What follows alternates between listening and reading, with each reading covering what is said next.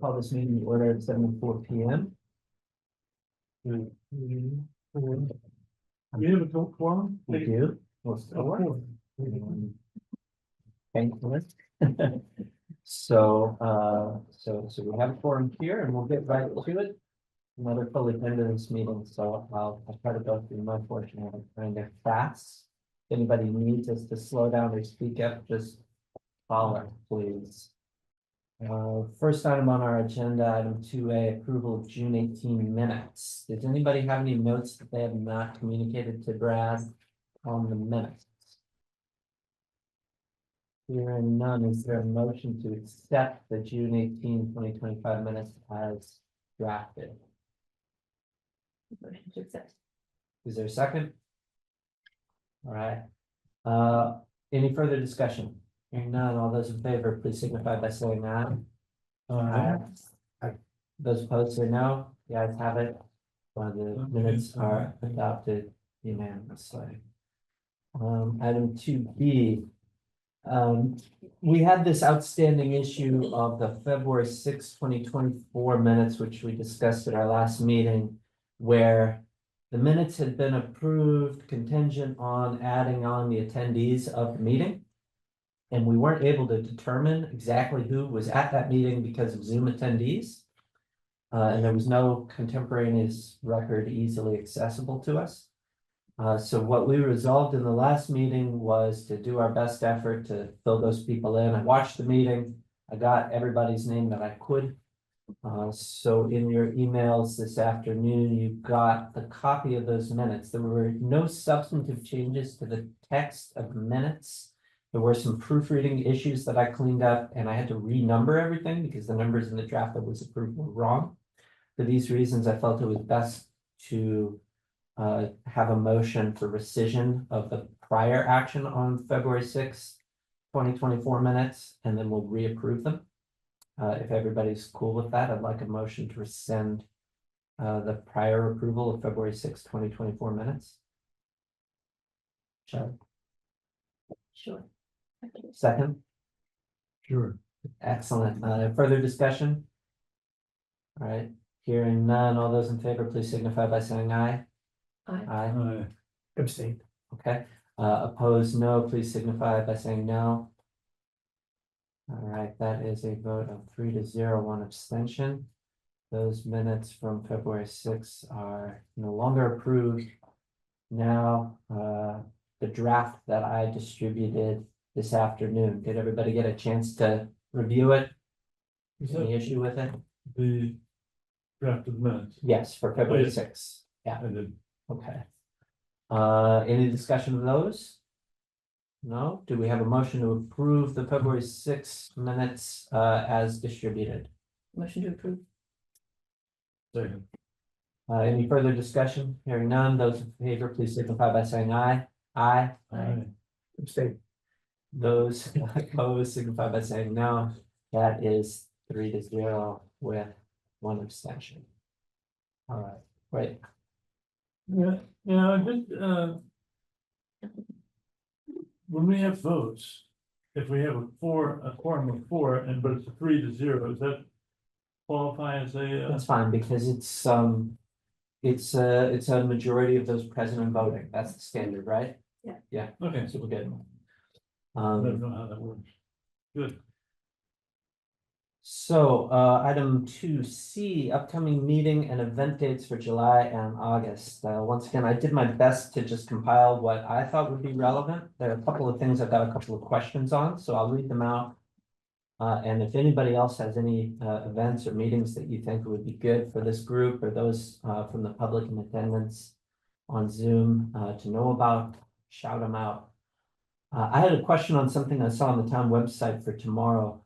The North Central Climate Change Coalition has posted a meeting for 7 p.m.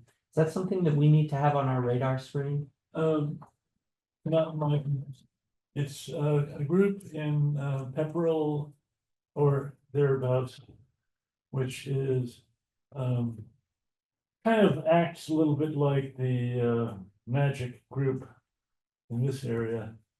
And they include Concord as part of their thing, even though I don't think anybody from Concord has ever taken part. It's It's kind of, based around the congressional district, is my understanding. I don't know, I know some of the people involved with it, but I don't think we need to really, unless they put pressure on us. All right. Well, if anybody's interested in that, it's a Zoom only event tomorrow night, 7 PM. The details are posted on the calendar on the town website. On July I 29, posted on our town website. Do Hmm? you know about this NC? I remember Eric telling us, I don't know how it happens, but I don't know Yeah. if you were there. Yes. I don't think it's really relevant to us. I mean, they do similar work, but we don't really participate. Yeah, it's not me posting it. So So I don't, who- I wonder Someone who might have posted it. just sent it Who directly posted to the town clerk. yeah, they probably have a number. I feel like that happens with other regional groups too, but I don't know. Do we wanna encourage them not to post it or anything, or is it noise or? 'Cause it's not like. If someone participated from Concord, but they weren't us, it doesn't really represent the town. You know, I don't know enough about it to make a recommendation. I don't know. I'm not familiar with the group. We can certainly look into it. Maybe I'll give the guy I know a call and ask him what they're up to and whether anybody from Concord ever took part and whether they should stop. Anything else? July 29, early voting begins for the town election. You can cast your ballot in person at the townhouse. Linda, is Mothers Out Front still doing its community bike ride, 9:30 AM on July 29? Oh, that is a very good question. I can check right now. We don't have it scheduled right now for July 29th. Okay, we read that out at the last meeting, so if you put that in your calendar, maybe take it out. On July 31, author John Hanson Mitchell has a book on gardening in a time of climate change that he'd like to present to people at the Fowler backyard. July 31, 4:30 to 5:30, suggests you use bug spray. I can post that on the Fuller Concord site. That would be a good thing to post, yeah. Right now you can find the posting on the library calendar if you want to steal it from them. I'm sure they won't mind some light plagiarism. Yeah, no, usually Laura Mills, I'm assuming she still does that, a lot of that. She often posts it right to the site, and then I approve. And that's easy to do. Anybody can post a climate related event on that Fuller Concord site. And it probably, if it just comes to me to approve it, because that's the irrelevant thing. When you do, if you do that, people will get an email that says, hey, check out this event coming up. And so get some free publicity from that. August 4, the Mass Horticultural Society is having an event on using natural dyes. They're bringing their plant mobile. That'll be 4:30 to 5:30, a good one for them. The Repair Cafe that I mentioned last month is happening August 16. The workshop at the main library. I believe that they're still looking for volunteers. So if you or somebody that you love is very handy and wants to repair devices, keep them out of the waste stream, they would love to have you volunteer. I think you'd be good at that, Todd. What type of devices are we talking about? Anything that anybody wants to bring. They're encouraging advance notice and that these people come with the parts that they need, but I'm sure it won't work that way. Yes. Sounds like fun. But I would suggest, if you're interested in that, give a call to the main branch library, or they've got. It's on the main branch's website. Yeah, it's also up on their calendar, What date was that? August 16. 12 to 3 PM. Now, did Bob properly introduce himself? Not properly, we'll get to that in a Was minute. that good? I hope we'll get to it in a minute. August 19 is the town election. We've got issues of interest to us on the ballot there. tell all your neighbors and friends to vote. Article 19? Like what? Yes, Roads program funding. roads. And then Roads. these buildings. Funding? Okay, okay. And then save the date, and we'll also discuss this, I hope, time allowing, toward the end of the meeting, September 6th. In the Mill Dam is Agriculture Day, 10 to 2 p.m. 10 a.m. Oh, so that's Egg Day, yeah. Yeah. Does anybody else have any events or meetings that they feel we should all know about? Brad, did you mention the MCAN, there's a climate action update at the State House, key updates with Tristan Thomas. I don't have that. What Monday, do you have on 21st. this? It's Monday, 21st, it's online, I know, because I registered. But I can't find the original. Is that about embodied carbon? It's actually, I think it's more, it's just more state legislative updates on climate, Okay, but it's MCAN that's sponsoring. And they'll be doing that at the State House. Yeah, but this is online, it's a Zoom meeting. It's key updates. yeah, it's probably just, If you happen to find it, can you send it to Yeah, the distribution list? Yeah, I think it's one of the board members describing what's happening in the state. Maybe, yeah. yeah, I think that's. I have an event tomorrow night in Woods Hole at the Woodwall Climate Research Center. Gina McCarthy Yeah, is speaking, Oh, wow. so probably not too late to. right here. Oh, look at that. Will you be there? I'm not gonna, I would love to be there. I'm gonna be at the there. Rehearsal. Okay. No, but I'm a big fan of. Yeah, she's Woodwall. fantastic. Woodwall, the whole And, research center is something we should know about. Is that Zoom accessible or in It person? is Zoom accessible as well. Oh, You can register for Zoom. so let's send that around. I can find that email. Yes, please. Yeah, you can register via Zoom, definitely. Because,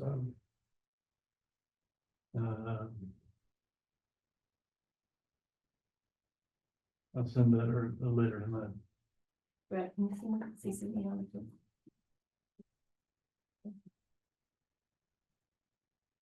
And just as a couple of comments about Woodwell, I have to have.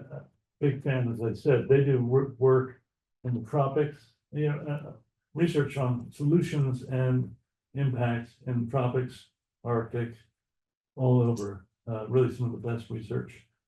And it's not, I happen to talk to the director.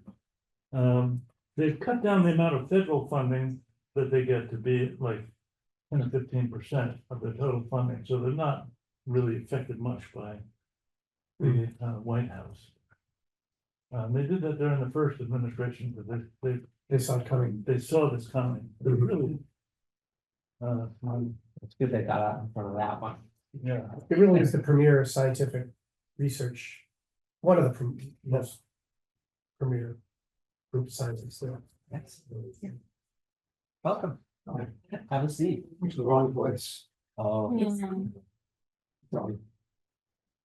we'll fix that in one or two.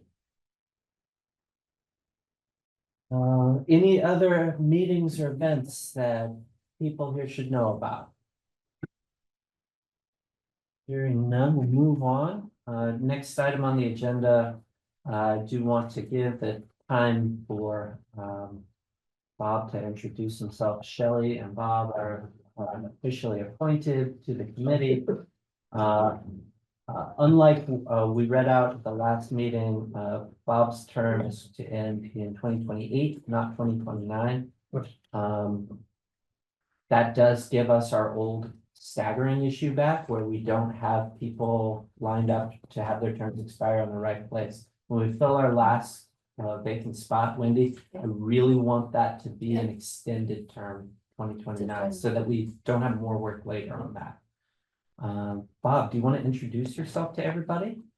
Sure. I'm Bob Shatton. I was part of the now defunct Sustainable Energy Committee, I believe it was called. CSEC, yes, for 2 or 3 years. I have a master's in environmental engineering. I started off on the waste side of environmental engineering, transitioned to energy, did everything from developing combined cycle power plants to starting a business doing wind and solar. which is pretty much defunct because our focus was mainly land-based wind. Which obviously that's kind of hard road to haul. So I'm looking forward to contributing in any way I can here. Done a lot of emission estimates too. I see that there's a need for that, either as an outside consultant. And, I was part of a team that did the emission estimates for the 2008 Democratic Convention. It was supposed to be completely offset, even transportation emissions for the delegates to arrive there. Really an interesting exercise. So And you did that battery in Niger. I did the first battery for the State Department at an embassy in Niger. It was powered by solar energy primarily. It was a renewable energy battery because they just built a big 750 kW solar array. It was designed by Solar Design Associates in Harvard, Mass. Go all the way to the middle of Africa, and who do you find but a Massachusetts company? Wow. Quite a surprise. Anyway, so it's first and probably who knows if it's gonna any more would be funded under the current administration, because otherwise the embassies for backup rely solely on diesel, Mm. just burning diesel fuel all over the world because they're weak electrical grids in many places. So anyways, thanks for having me. Well, thanks for joining us. And Shelley, did we ever give you a formal chance to introduce yourself? Briefly, but my If credentials. you would like to do a fuller presentation on yourself, you may. Okay. No pressure. I'm Shelley Carlin. I've been doing, I'm more of a climate hobbyist. I've got a chemical engineering and education background, done some lab work. And nanotech kind of things, and, but mostly I've been doing. Work through the schools, like the environmental sustainability, sustainability committee at the middle school. And, been working on being the rail trail connector there, and, been doing composting, implementing composting at Alcott and SEMA. And been working in high school and so on. Excellent. You know, I wonder if the other members of the committee should introduce ourselves. That'd be helpful. And also, I don't know everybody either. Go ahead, model what you want to hear. Well, I was small, what, it's Bob, right? That's right. Yeah. Yeah, so I'm Paul Kirshen, I'm actually a civil engineer, what else? And I've done a lot of work on adaptation to climate change, particularly in Massachusetts and the city of Boston, since the late 1980s. And also, I've worked in Niger, so we should talk about. Wow. that. Oh, wow.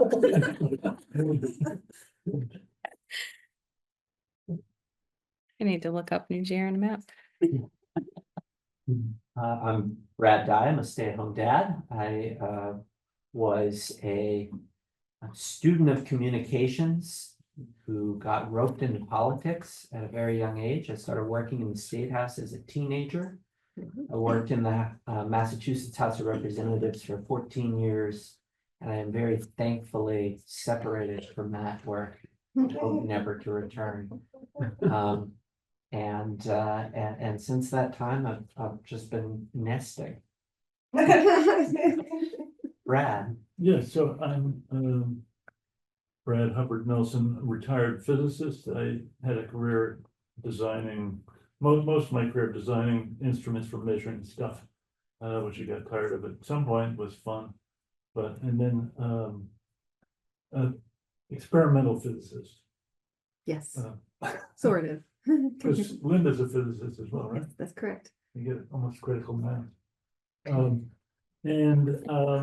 I got started with It's in there, CSEC guys. about 10 years ago or so. And really got into community engagement, like the Cooler Concord Fair and stuff like that. Not necessarily my skill set, but it became what I really like to do. So I get work with couple of nonprofits, one called Mass Energized, that is specifically about helping communities do the sort of engagement of their residents. And that's what I spend a lot of my time doing now. Awesome. And we'll have to have, I guess, Catherine, who couldn't join us today, introduce herself to everybody on the Catherine seat next Yeah. month.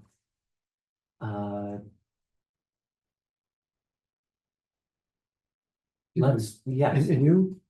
I'm not on the committee. Oh. I'll be presenting. I'm the agenda item number 6. Okay. but Linda has been mostly on Zoom at a lot of our meetings. Okay, yeah, you look familiar. Okay. She gets all of our emails because she's our rep from Mothers Out Front. Okay.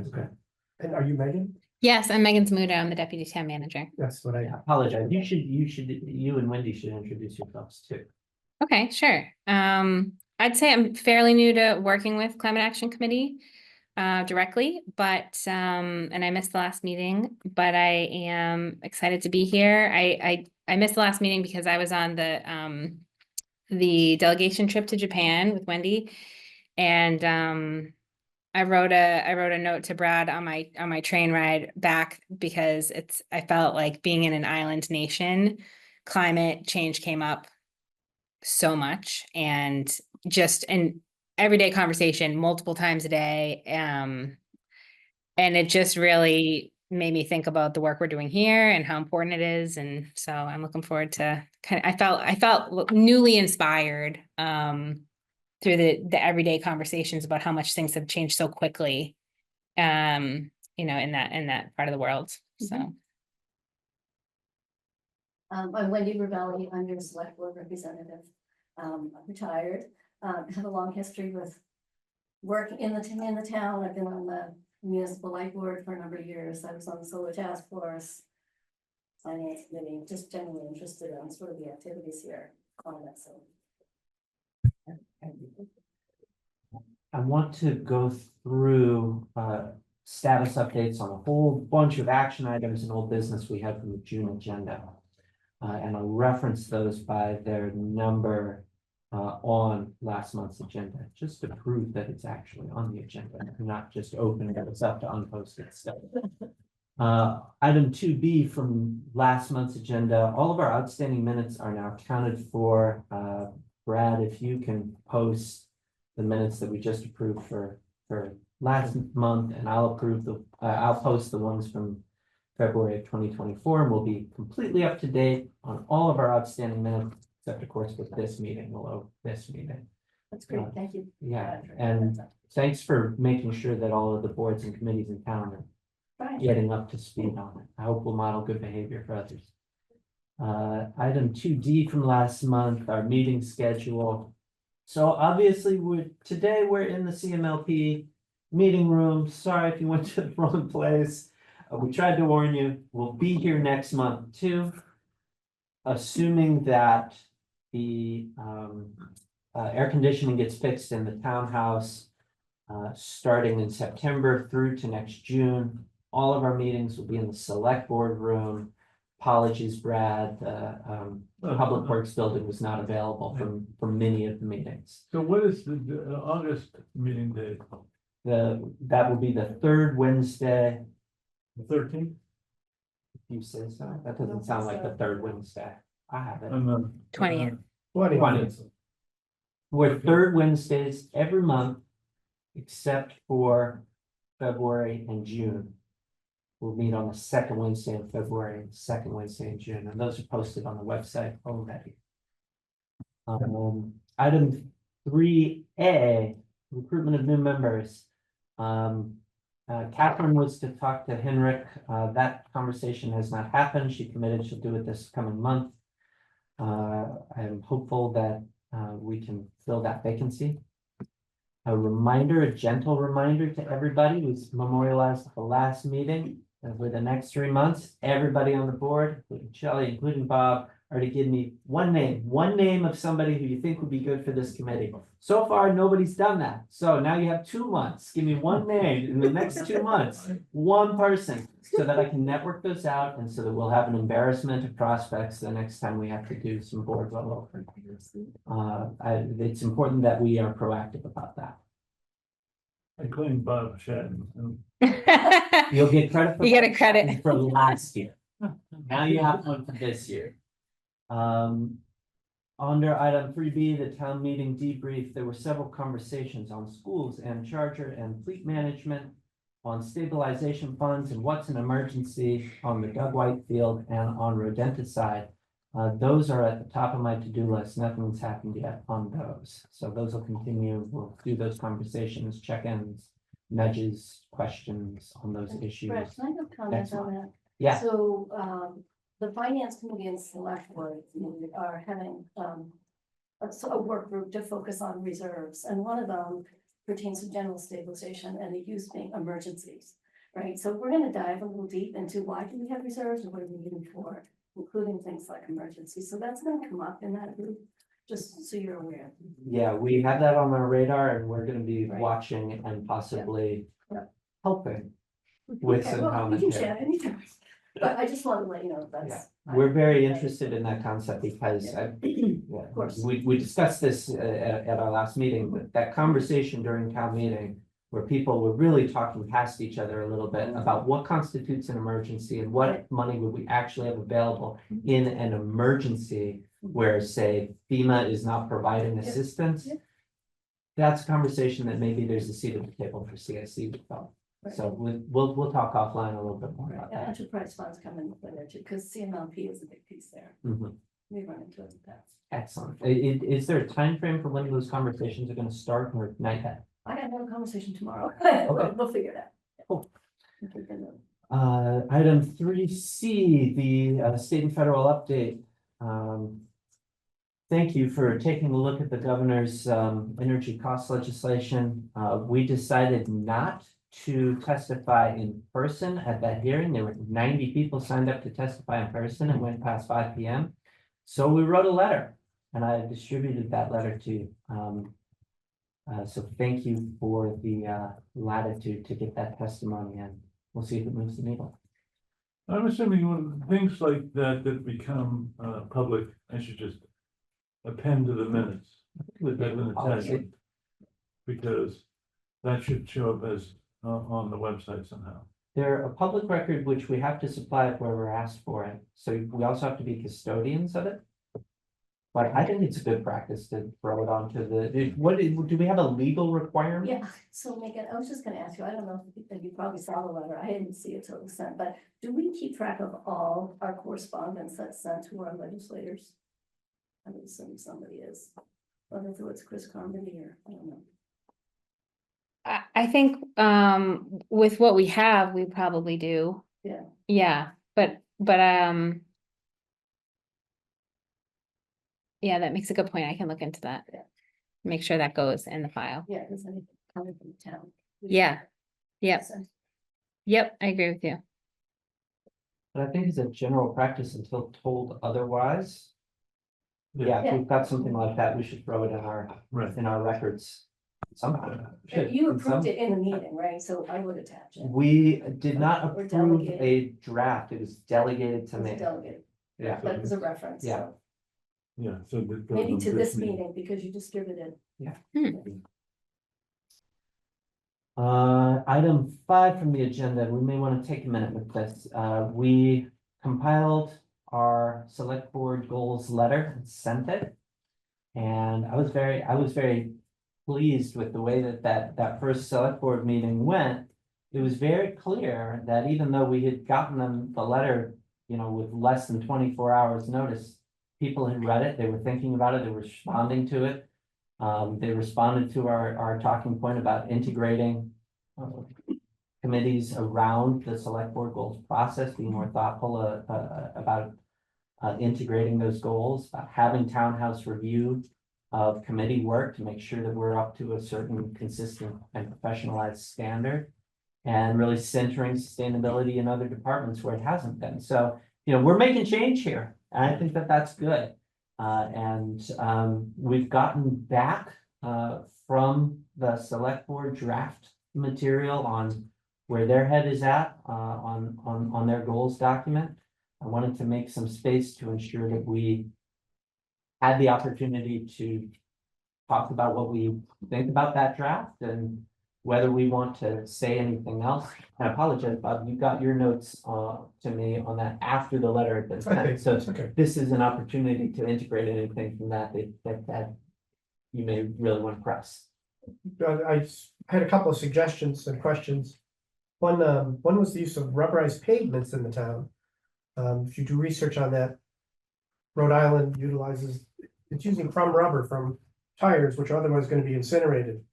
So by incorporating it into pavement, which has been successful in a number of states and communities, we're able to reduce the emissions from burning.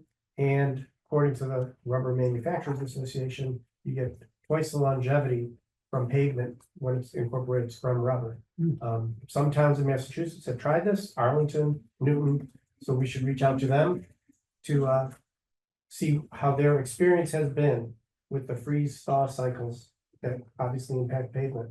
But everything you read online, it looks, I mean, it's been used for a long time in Arizona and Rhode Island, I'm talking decades. So it's something we should encourage Concord.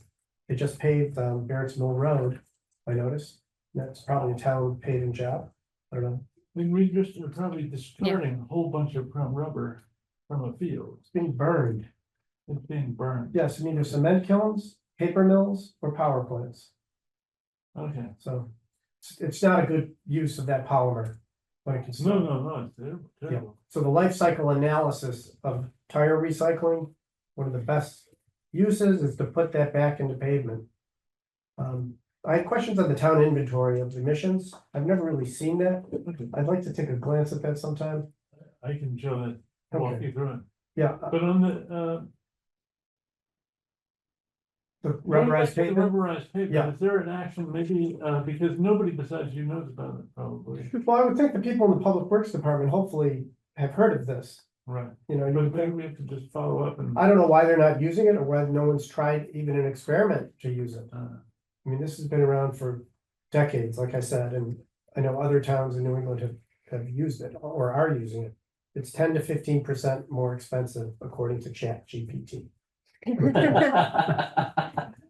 However, if you get twice the life out of a road, you get the money back in spades. yeah, So the other question I had to do with secondary emissions that the town may be creating, such as sludge from the wastewater treatment plant. I don't know where that goes. If it's being incinerated, again, we're creating other emissions, whereas if we digest that sludge, we could recover methane and have a little generator and get some electricity. I believe it's included in the emissions inventory. The sludge from the wastewater treatment plant. I'm not 100% sure, we can look at Okay. it, we can dig into Yeah. the spreadsheet and find And out. I don't know how our town accounts for the fact that our solid waste is being incinerated. How does it account for that emission? I'm gonna sit down with you and we'll figure it out. Okay, because I believe. Again, my research says that when we put our trash out to Casella, I think that's who's got the contract. They ship it to New Hampshire, where again, it's incinerated. We generate electricity. But the point is, we're creating emissions and. Yeah. Whether it's accounted for in New Hampshire. Or whether it comes back to the mass of material we're shipping there. It's something maybe would help the town reduce solid waste. If somehow we're on the hook. From an accounting standpoint. Both these are more relevant to the climate action plan than to the select board goal in a way. So we can file them. Yeah, so it's from, the only other question I have for the select board is the old landfill. Whether those emissions are included in the inventory. What is that? I don't know if it's a select board question or not. I know it's capped and I do believe it has vents. So, I believe the methane's just being vented. Brad, do you have the emissions? I mean, is that something that you have details on? The emissions? Okay, of all the work that you're doing with the town and you do with Eric to inventory all our emissions, is that on that list? Yeah, I know it's included.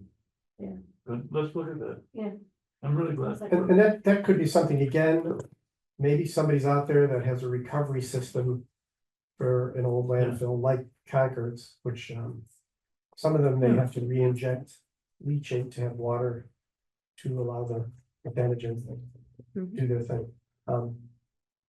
Trying to think what else, other notes I had on there. Those were, I think some of the ones that I had.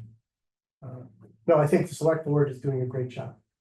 Be critical of anybody. No, but I Promise. actually think these are great things for you, fun, and I think that, you know, there's so many things that we can do that really, all those great ideas should get into that plan and prioritized on it, so Right. clearly, very technical too. Any other thoughts on the select board goals draft?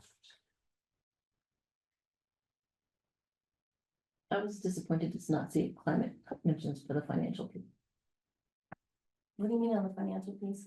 So, do you want to speak to that? Because I know, I know what you mean. Oh, the, That's not true. What? So we had said in our letter, we were hopeful that there'll be some kind of commitment to long-term assessment and implementation of town financial relationships, specific to our financial greenhouse gas goals. We'd like commitment to reassess who we're banking with. Are they the right Oh, the people bank, to be oh. banking with? Oh, okay, yeah, and actually, you know, I had a comment on this because, I just want to comment, and then we should probably talk more about it, but the retirement board is sort of an independent board. It's not a town board, it's super weird. That topic of sort of, looking at the investment strategy has come up in the past. And I think there were some minor changes, but there also, that board is also at the time, and I'm dating myself, this is probably 15 years ago. At the time, we said their first and foremost goal is to get return for that retirement. Yeah, so they did not go further to change their investment portfolio. That doesn't mean you can't ask again. And don't forget, we have a trustees of town donations that also does some large investments, but I just want to give you the history on that. Absolutely. Read the town meeting article on it, right, 10 years ago? But, I just remember being with the retirement board having this conversation, okay, when Tony Logato was still around. okay. I don't remember the town. You know what, you're right, there was someone. Yeah, we had, that was That it's- Janet Lawson It was proposed a this citizen petition, wasn't it? citizens petition on diverse investment And of maybe that's what I. funds, Yeah, but yeah, it's good to revisit that. maybe that's why we. Yeah, The thing about these kinds of issues is that they're evergreen issues, and 10 years can get away from you real quick. And the situation can change. Yeah. So, you know, making sure that we're centering ESG principles here is, that's a thing that needs to be reopened every so often. We think that now would be a good time. If the second bullet point or issue family on the select board's goals are gonna be all around what's the right way to tax and what's the right way to budget and all of this. There's a seat at the table for these issues, we feel. I would also say, like, for me personally, and this, you know, is one of the first things that our letter leads off with. It's disappointing to me to see a conversation, an in-depth conversation of a whole bunch of different financial issues being placed intentionally before the effective governance set. Where it is on the list matters, there's substance there, and it's noticeable that this would be potentially, if this draft holds, the only non-COVID emergency year where effective governance is not the first thing on the list. And I don't think that should pass without comment. I'll pass it on. You know, I don't think this actually is a prioritized list, personally. It's the chairs taking input and writing it down. So I'll pass it on. That's Yeah. important. But I don't think any of these have more importance and less importance from the select board. They all have to get worked out. And so trying to be careful on what's on the list and making sure that we can get these things done. Because it's not just us, it's all the committees, all the town departments, so. But I hear you. I have a question about the prison redevelopment. And whether that is a goal of that to have it in net zero development, whatever it may be. I know that there are aspirations for that, but Megan, who's also helping with some of that, might know more. I don't think we've made that commitment right now, but the report's about to come out and you'll hear that there are some definitely green aspects of that development for sure. The I don't know if we're commitment with- committing the- to net zero. The commitment which was made, however, was to reduce emissions by a certain amount, by a certain date. with For the all town, of, for yes. the town, Yes, with all of these land use. Yeah. Projects, if those projects are not net negative on emissions, they are not helping toward that goal. yeah, Every project should be net negative, not just net zero Or restorative. or restorative. It's a better what term. do you mean restorative, replace? What do you mean, like, just, is that net negative? When you Yes. Say restorative, okay. Yeah. I'm just. It's The the same same, kind of thing. right? Yeah. It will be making much more expensive decisions later if we're not availing ourselves of these as It's opportunities. definitely goal, and by the way, the report on MCI that the agency group has been doing will be made available shortly. I think there's gonna be some revisions to it, just mine, but that can be publicly available soon. So you can see something. It's addressed in the. Any other discussion of select board goals? I see Hanscom's on the list, I assume that also select board. Yeah, I'm hopeful that we'll get to that right at the end of the meeting. We're in danger of falling behind, so I want to clean up these last two things on share updates and move on. If there's no objection. Item 6B, which is scoping for the RFP for the climate action plan. Megan, Brad met on that. I hope we'll hear about that in just a moment under the deputy town manager's update. And on the subject of MCI Concord, as I mentioned under item 7E on last month's agenda, they're still looking for feedback on their scenario survey. Everybody in this room, everybody online on Zoom, if you haven't done the scenario survey, it's not too late. Read those documents and get in your input on that. They don't have a deadline and they are still doing this work. And they want to hear from us. And where did you find that sort of? MCI-Concord. I think that's right, yeah. I think that's. I can verify. You can get to it from the homepage, from the web, Concord's homepage? the Concord MCI, web homepage, there's a button for MCI right on the homepage. the direct link is mci-concord.org. Thank you. All right, we're in line now for the deputy town manager's update. Megan. Great. I have a little set of slides here. And I have too many windows open.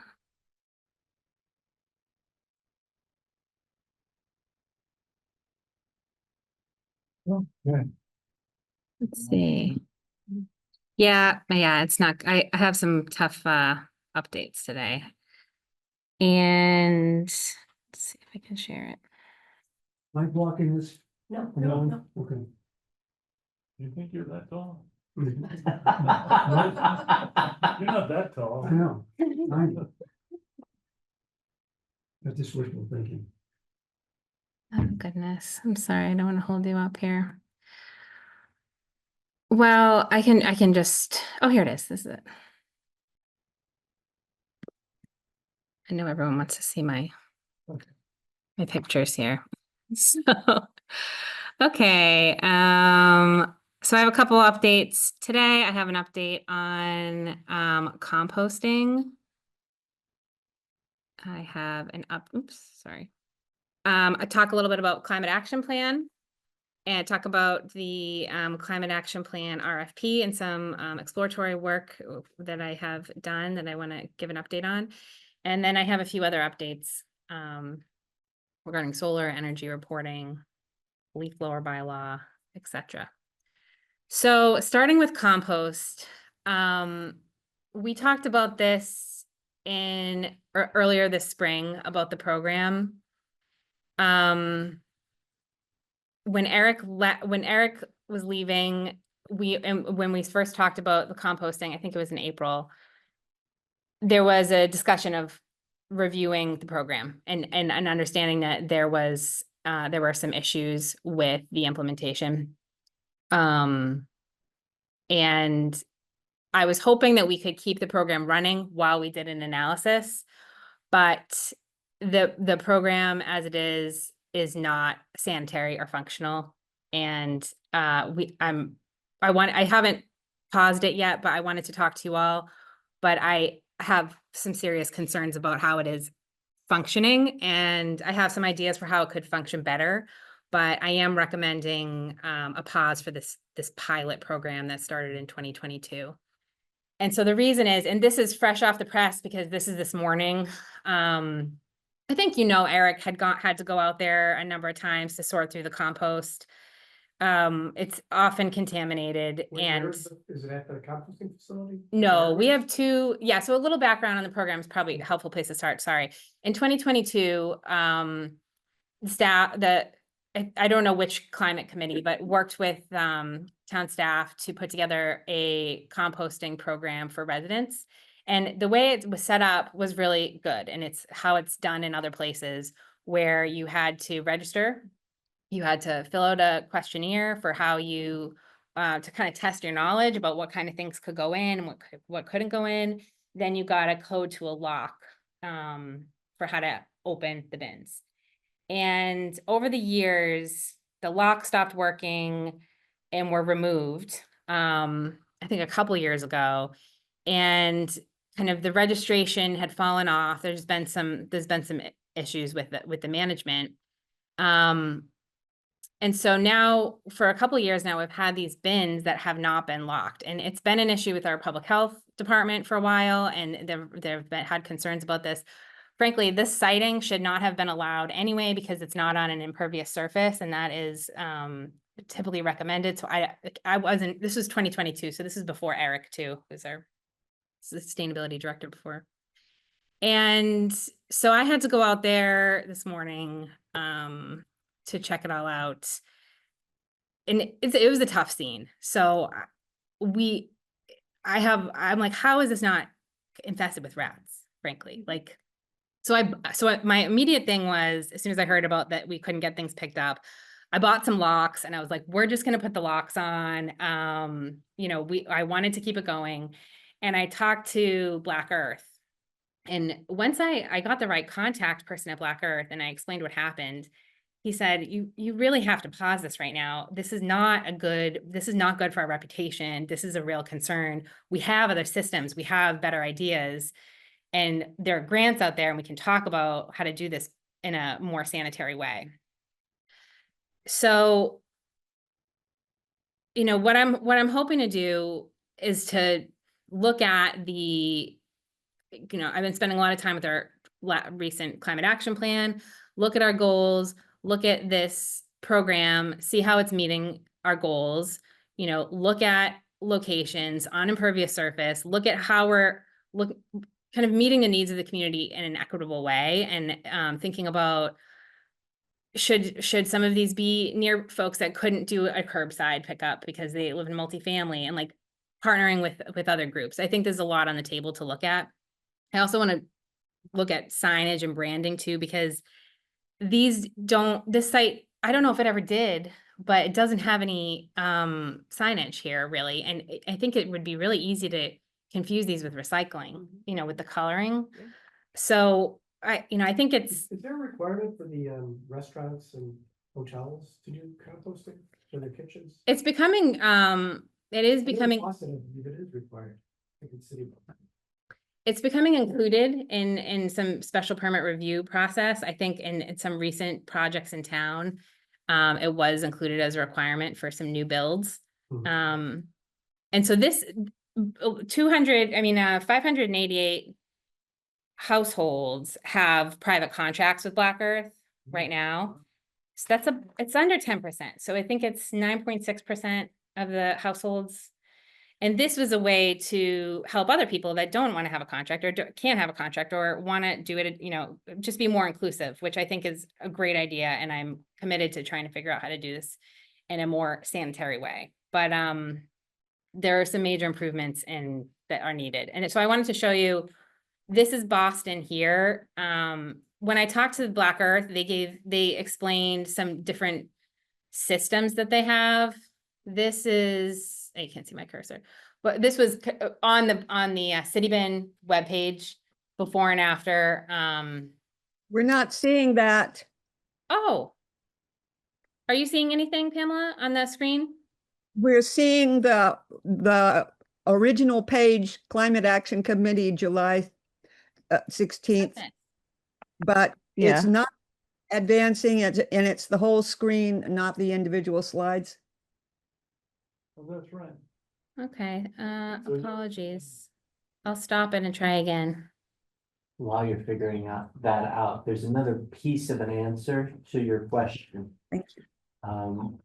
Where there is, it is not permissible to be pitching anything compostable into the trash per state regulations. Restaurant, home use, condo dwelling, it's not allowed. There's no DEP enforcement of that.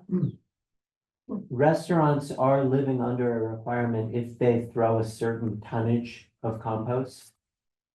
It wouldn't apply in most cases. I don't think it would apply in Okay, yeah. any case in compost. Okay.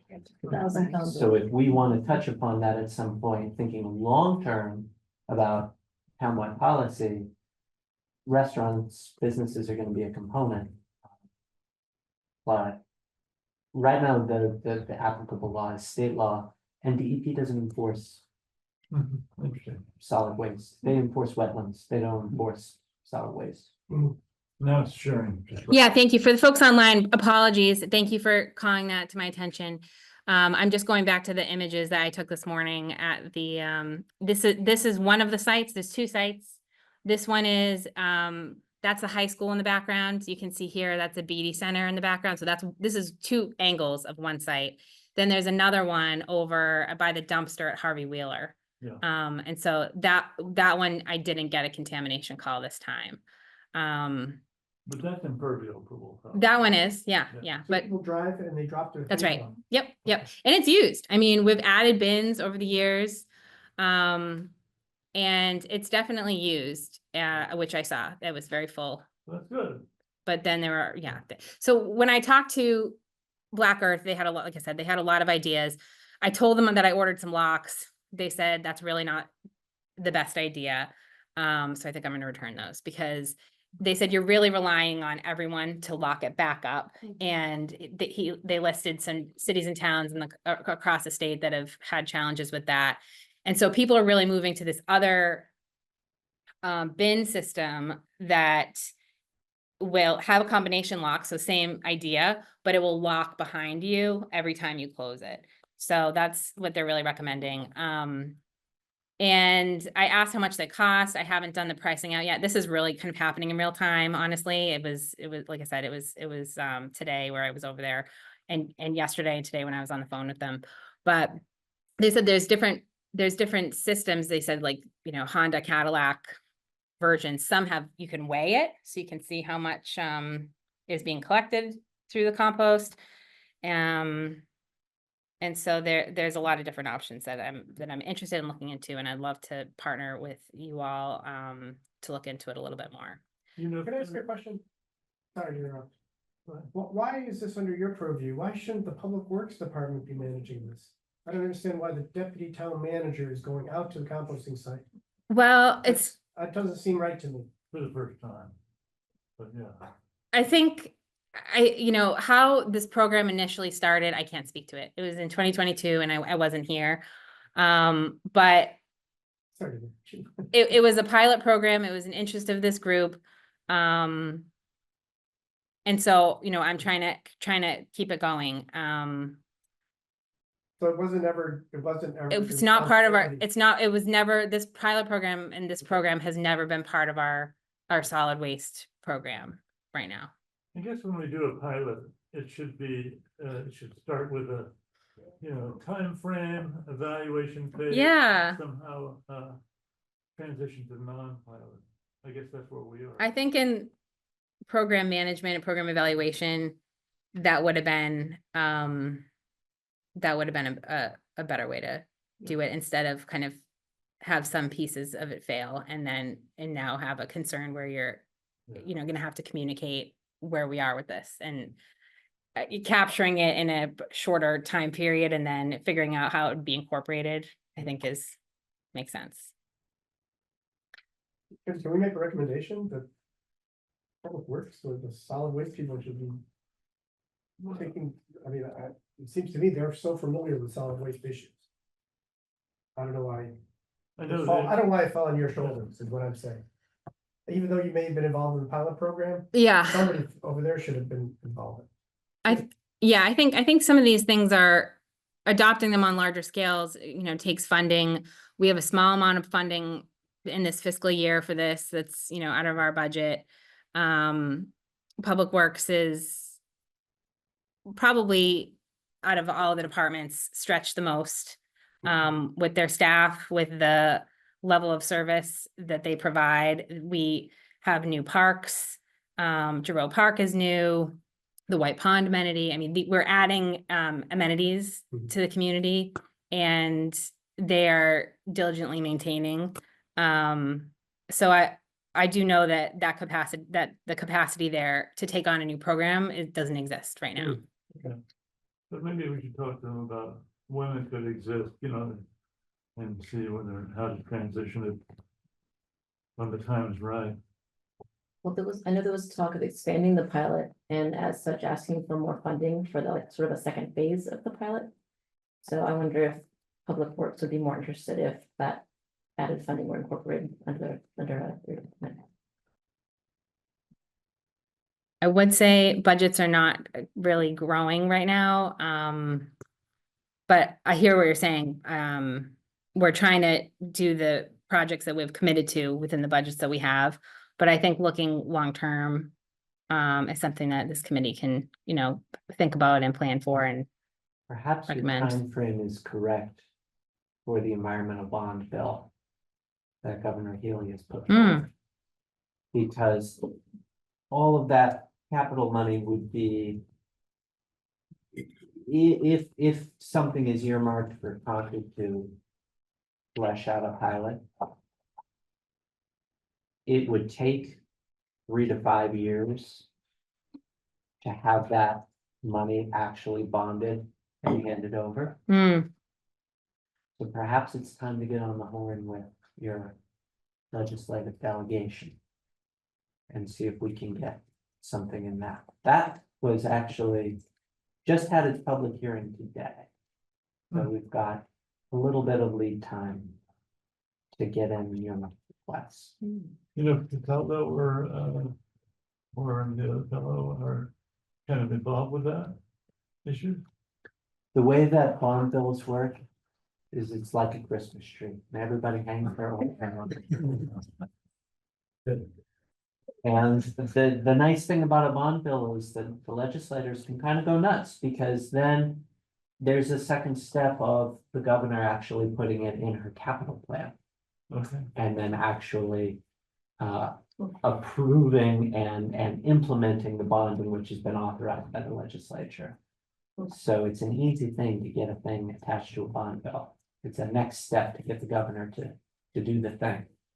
But that gives you time to have a fuller evaluation maybe on this.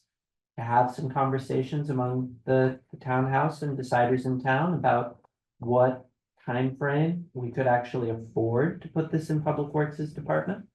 And maybe, getting bonding in 2 or 3 or 4 years down the line through the environmental bond legislation would be the right vehicle for getting implementation off the ground. Something to think about.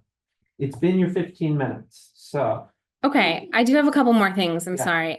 But I would like a little, I think, Shelley, you mentioned you worked on composting before, and I know you've expressed interest in, I think, maybe working on this a little bit. I think like getting it absorbed in is, I'm hearing that from the committee, interested in that. But I would like to look at what we've done here, look at the climate action plan. Is this the program that is this getting us the bang for our buck? Like, is this certainly what we want to do, grow, expand, reduce, before, as we're thinking about additional resources, the amount of time, it takes versus other projects, to be realistic about like, what are we getting done? What time frame is this? Not like we can't put, our marbles in different areas, but I would like to have kind of an analysis and a frank discussion about how this is meeting Concord's goals, and you know what I mean? I think it's very doable. Okay, so any effort, any volunteers to work on this with me? I'd be very happy to work on this. All right. I've done some compost, it would be doable. major composting facility. But I want to remember, it's mixture with solid waste and sewage sludge. Okay. Cement kiln. Well, thank you for letting me go a couple more minutes because I have this beautiful chart to share with you today. I cannot take credit for it, but this is a work product of the building that we're in here. This is the CMLP summary of how they did with their part of their goals for the climate action plan. And it's pretty good grades, I think, with the identification of what steps are left, when their estimation of completion is. And I spoke with the light plant director, Jason, who said he could get into more detail about the implementation steps underneath if we would like that. I have incorporated this into the master spreadsheet, so it lives there. But this is a little bit more of progress in updating where we are with the most recent climate action plan. So I appreciate CMLP's work. So there's no one here from CMLP, right? Is there anyone from CMLP on our board? No. Are they doing anything with the wires and distribution equipment itself in terms of efficiency? Because there's a lot of stuff in the literature now. They have all kinds of very efficient switchgear and transformers, and there's all kinds of stuff out there now. I doubt it, but we know who to have. I'm no expert, but I read about it. And I Yeah. think there's some great ways to have some easy, low-hanging fruit. But somebody, again, at CMLP should be aware of this, you would hope.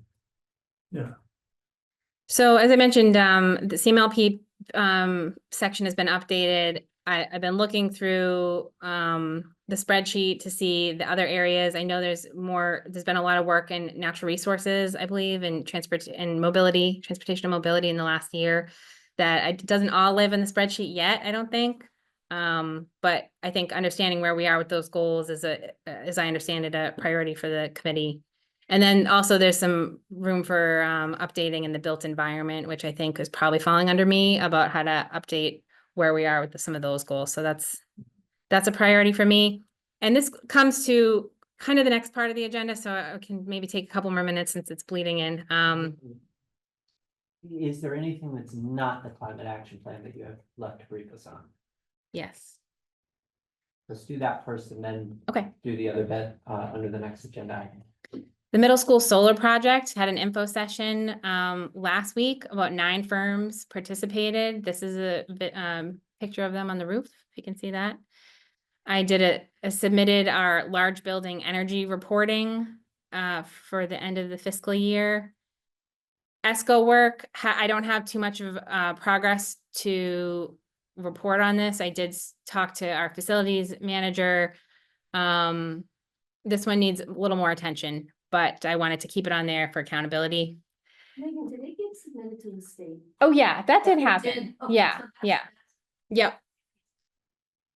We did. I think they're fine with it. Yeah. But you really? Yeah, I'll double check, but my understanding was they were okay with it as it was. Yeah. Where- There's more work that needs to be done in figuring out how to connect with the, we know we have support from the school community for this, Yeah. but with the legal entity of the regional school district, there's a few legal questions that I haven't been able to pin down yet to get to the next step. I have a meeting tomorrow with our Green Communities contact, and he's going to be sharing, various updates and opportunities. So I'll report back next time. Leaf blower bylaw. This bylaw gets equal amount of complaints on both sides, I would say. If you're making no one happy, are you winning? I don't know. But we are handling complaints from all sides of this, concerns about this bylaw. And education is underway, and we had a meeting the other day with police, they're working on enforcement. The way the bylaw is written, you need to give a warning before you can issue a fine. So they have established a tracking system for how they're giving people warnings. It's a little tricky because right now it depends on the size of the acreage of the property. So if a police officer gets a call, they have to pull up their GIS in their car and figure out the acreage so they can have a sense. But I mean, sometimes they can eyeball it, but sometimes they can't. So we're working on that. As well as education. I also wanted to talk for a minute, and I don't have to do it today, but on our files here for this committee. And I want to start thinking about how to convert over to our town Teams platform. I know there's a long history of it on a Google Share folder, but having some protection and frankly, open meeting law, making sure we're, not collaborating on documents and making sure they're all living under the town umbrella is what I'd like to get to. So just kind of moving those over, and I'll bring our records person over to help with that. But we can talk more. I have nothing with that. Okay, yeah. So briefly here for the climate action plan. I have been doing some work in really kind of doing my homework and getting up to speed about where we are with the plan, and meeting with professionals in the field to talk about next steps. So I had a meeting with the staff person from Jennifer Hugh. I forgot how to say her last name. From Greenery. Yeah, from Greener U. And Library. yeah, she did the library sustainability plan. And so she had a lot of really valuable experience. I sent this out the other day. She told me that she just did a webinar and a blog post on how to update your climate action plan. And so the first thing on all of that is, where are you with your last climate action plan? And I know that that's the work that you all have been working on, but it just really hit home to me that I think before we go into this new version, this new chapter, we need to be able to say, yeah, we did about 60% with mobility. And we really excelled in this area. We really need, things changed in this area. Like, we need to own and have a sense of, although it wasn't this committee that brought this first plan in, we are shepherding it, have a sense of where we are. So that's been a priority for me, is trying to update the pieces that I can. There's more things I think I can help update. And I would like to have that spreadsheet with where we are with the goals as part of the request for proposals when we try to get a consultant, so that they can see how far we've come, have a sense of where we are, and then hit the ground running. I also met with the Kim Lundergren from the firm who put together this climate action plan. And so we talked a little bit about that strategy. She assured me that the capital funding that we have available is sufficient. She said she thinks with the amount of work that Concord's already done, that we could get, a solid update for the 75,000, which was approved in the capital budget. So thank you. Sorry, that was a long update. Appreciate your time. Question. Yeah. When you did the buildings reporting, did that include the schools, or was that just the town? I didn't do the schools ones for the large building. I think the schools did theirs. Actually, I have a question. I read the draft RFP, and do we actually have the data to develop a resiliency plan? Like there's no information on future flood elevations, future temperatures, future extreme precipitation. I mean, there's information out there floating around. I know the public works, the thing about integrated water management for the town. But I'm just wondering if the output of this, for the adaptation part of this, resiliency part of this, might just be more like what has to be done, as opposed to this is how the town should be adapting. This is what they should be doing. So anyway, but I think for energy, Yeah. there's an inventory, right? Right, I mean, so. There's no analogous thing for resiliency, I don't think. Yeah. As I see it, the updated plan, unlike the first plan, should have like a 5-year, the 5-year focus and the 25-year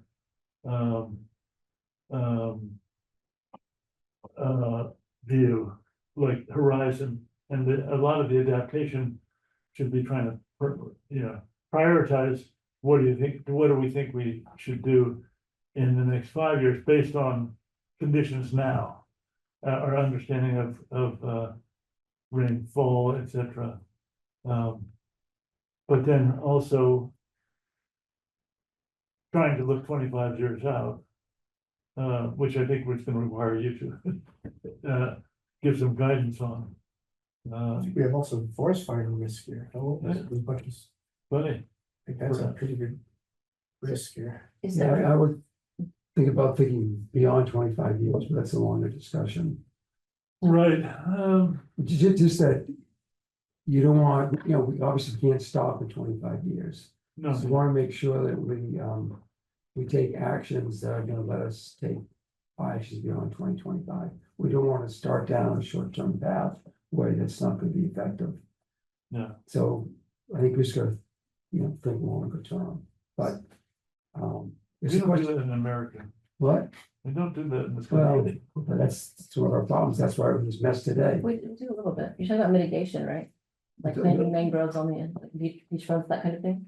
Talking about, yeah, like resilience and how we're gonna deal with the changed climate. So then there should be an emergency manager position somewhere in town or regionally who has done this calculus.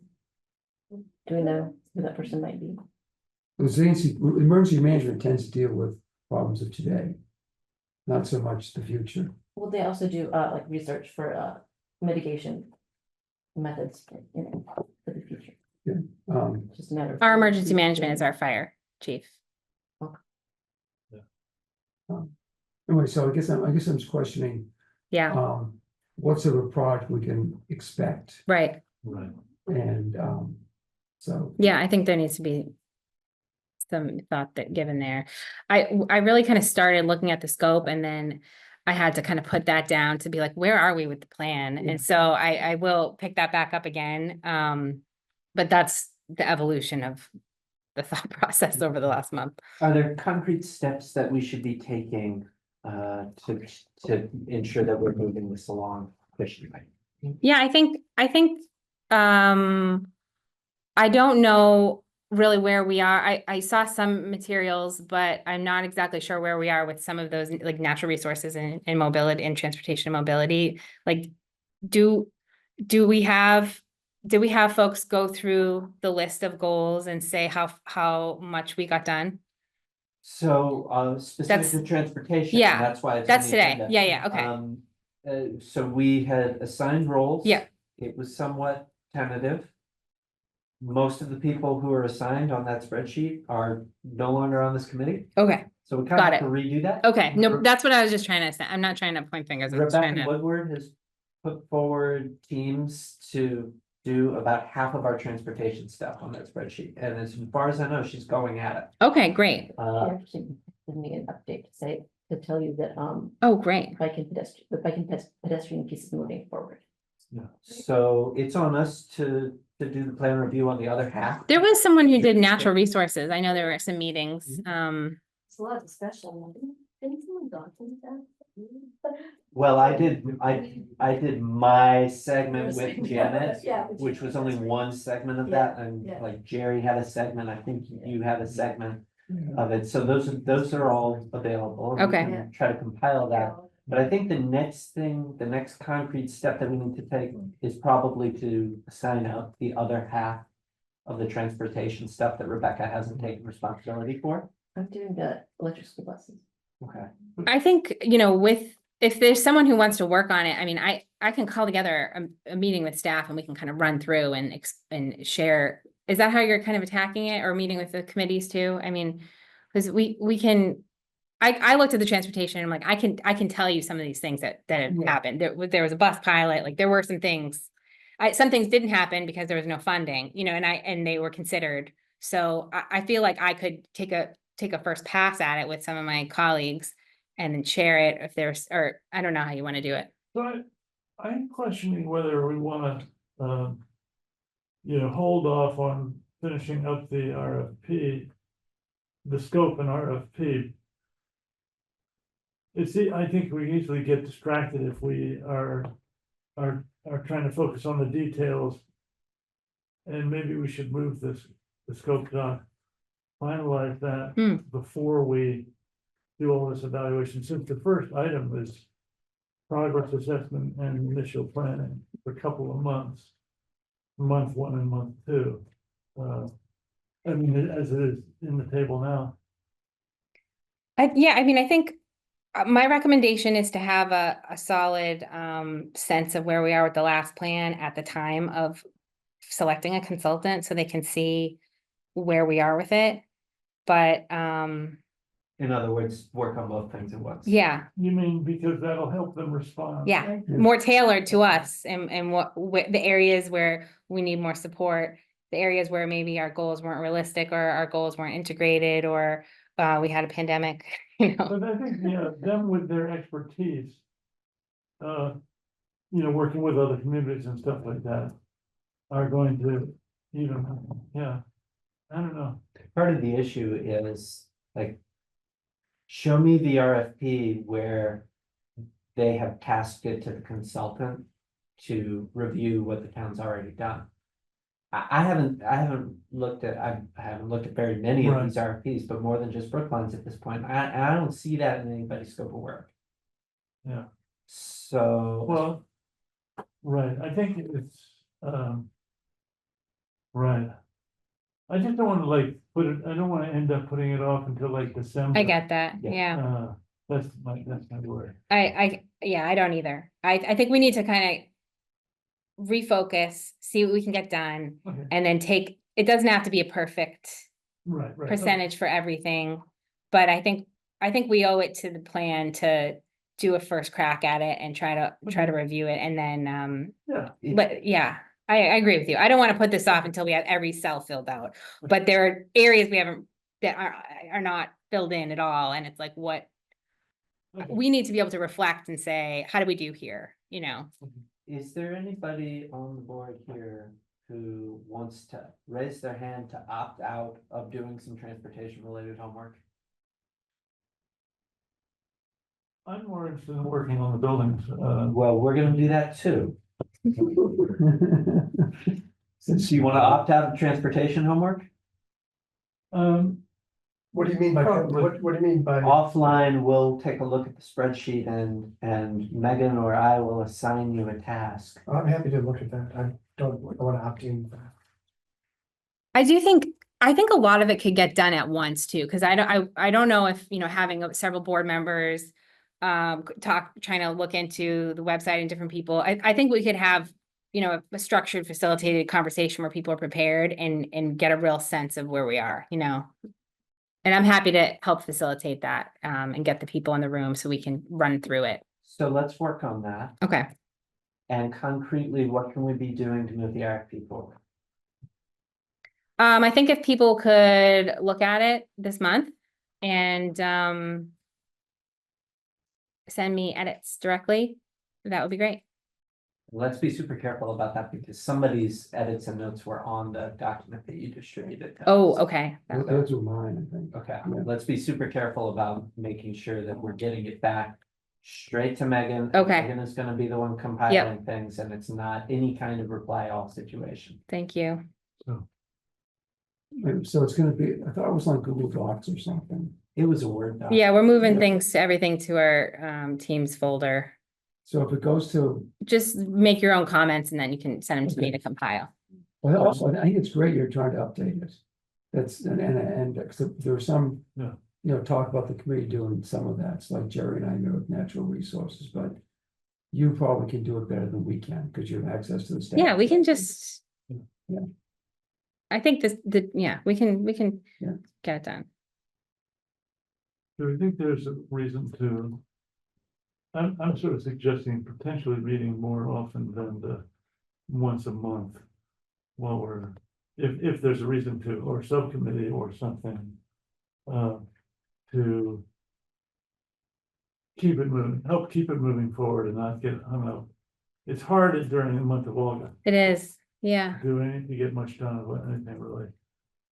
I mean, if people could look at it on their own over the next 4 weeks, or 3 weeks, and then send everything to me. And I could have another draft for you to review. And we'll see where we are with the tracking by then. Will you send me that link, please? I don't think I was. Yeah, I will. I don't know if I had the best email address, which for everyone, and thank you. And I think our webpage doesn't have the right membership, so I talked to the clerk's office and they're gonna fix that up, so. So if I'm commenting, it won't be on the document that I received, or there's gonna be a web-based document? No, you can comment on a Word document. I think and- somebody said, I saw it in the group of you sent it out. Yeah. There's a- Yeah. Perhaps- I'll resend to everyone and I'll ask that any comments would be sent back to me directly.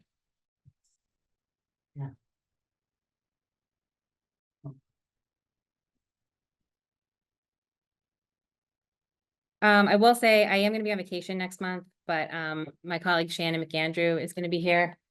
And she's working with me on with us on sustainability. She couldn't make it tonight. She was gonna come to say hello, but we're really balancing a lot of evening meetings and trying to make sure we each have all of us have kind of manageable evening workloads. So we're gonna tag team, but I will be, working on this too, so. I wanted to mention that I was in touch with the assessor's office, and I got a Excel copy of the assessor database as of like July 1st. And I think that's helpful for the consultant, but also it's useful for us. Whenever we're talking about housing stock. Yeah, That's the kind I love diving into that, which is why I'm interested in housing. And I think transportation has some real experts working on it. It has, it needs some more, but it has, and we're very fortunate to have them. It's now the budgeted time to move to Mothers Out Front, but in part that's because we've cut this part of the conversation very short. Is there anything else that anybody feels we need to be talking about the plan review right now?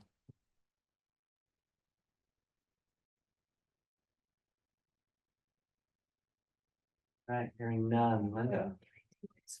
oh, Sorry, Tanya, did you yeah, you have can something? also just share it. I can share. Yeah. You identify yourself so that it's fast. Tanya Gala, 62 Prescott Road. I was just wondering how much work you were able to do within the last 2 months on the natural preservation aspect of it.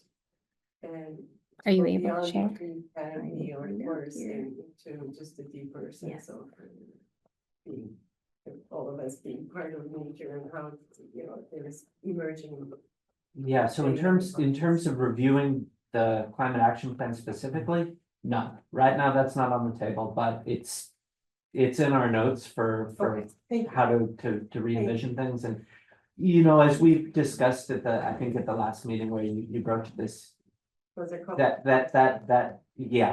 yeah, back when you were here. Part of the problem is we don't have an organic stakeholder that is empowered to do things. Mhm. And so we'll be mindful of that, and we'll be thinking about how to affect ownership of accountability on what we want to do on natural resources, and how can we put that in somebody's Yeah. responsibility set. So that's on mine, but nothing to report on it right now. So the natural resources director is aware of. your Yeah. need. Thank you. Yeah. That's a fascinating topic. Yeah. Yeah. I mean, it ties into everything from, maybe we should be cutting down white pines and planting oaks. Killing deer. Mm, And, and There's all kinds of things we need that. This, I was just gonna say, yeah, with regard to the plan, especially, helping with transportation, myself and other transportation advisory committee members, all of that, and so I would communicate with the committee upon that. The other thing, and questions that I was considering as, possible resource. Not that I'm an expert in the area, but I've communicated a lot with staff and studied a few things. With the natural resources, one of the things I think it's, there's much more knowledge and awareness and scientific proof about natural systems being very important for resilience and using nature-based solutions rather than tightly engineered solutions. So for example, in the note that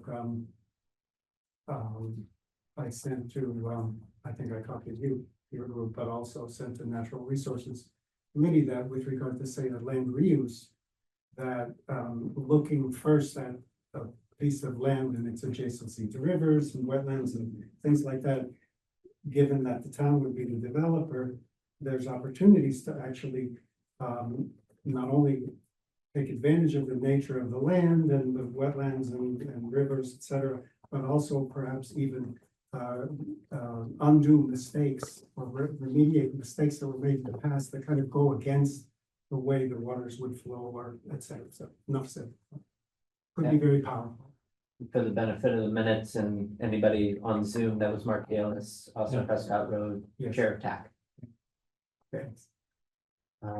Any other comments on the climate action and resilience plan this time? Okay, Linda, go ahead. Okay, well, thanks for giving me the opportunity to speak. I'm Linda Neiman. I live on Mallard Drive. I am one of the co-coordinators of Mothers Out Front. For the last year or so, we've been working diligently to advocate for safer walking and biking in town. Since I'm addressing the climate committee, I will talk about how this relates to the climate. So we kind of had this discussion earlier about, how to tackle the various problems, and, we want to know where our efforts have the most impact. So we want to know which day-to-day choices have the biggest climate impact, the top behavior shifts with the greatest emissions reduction potential.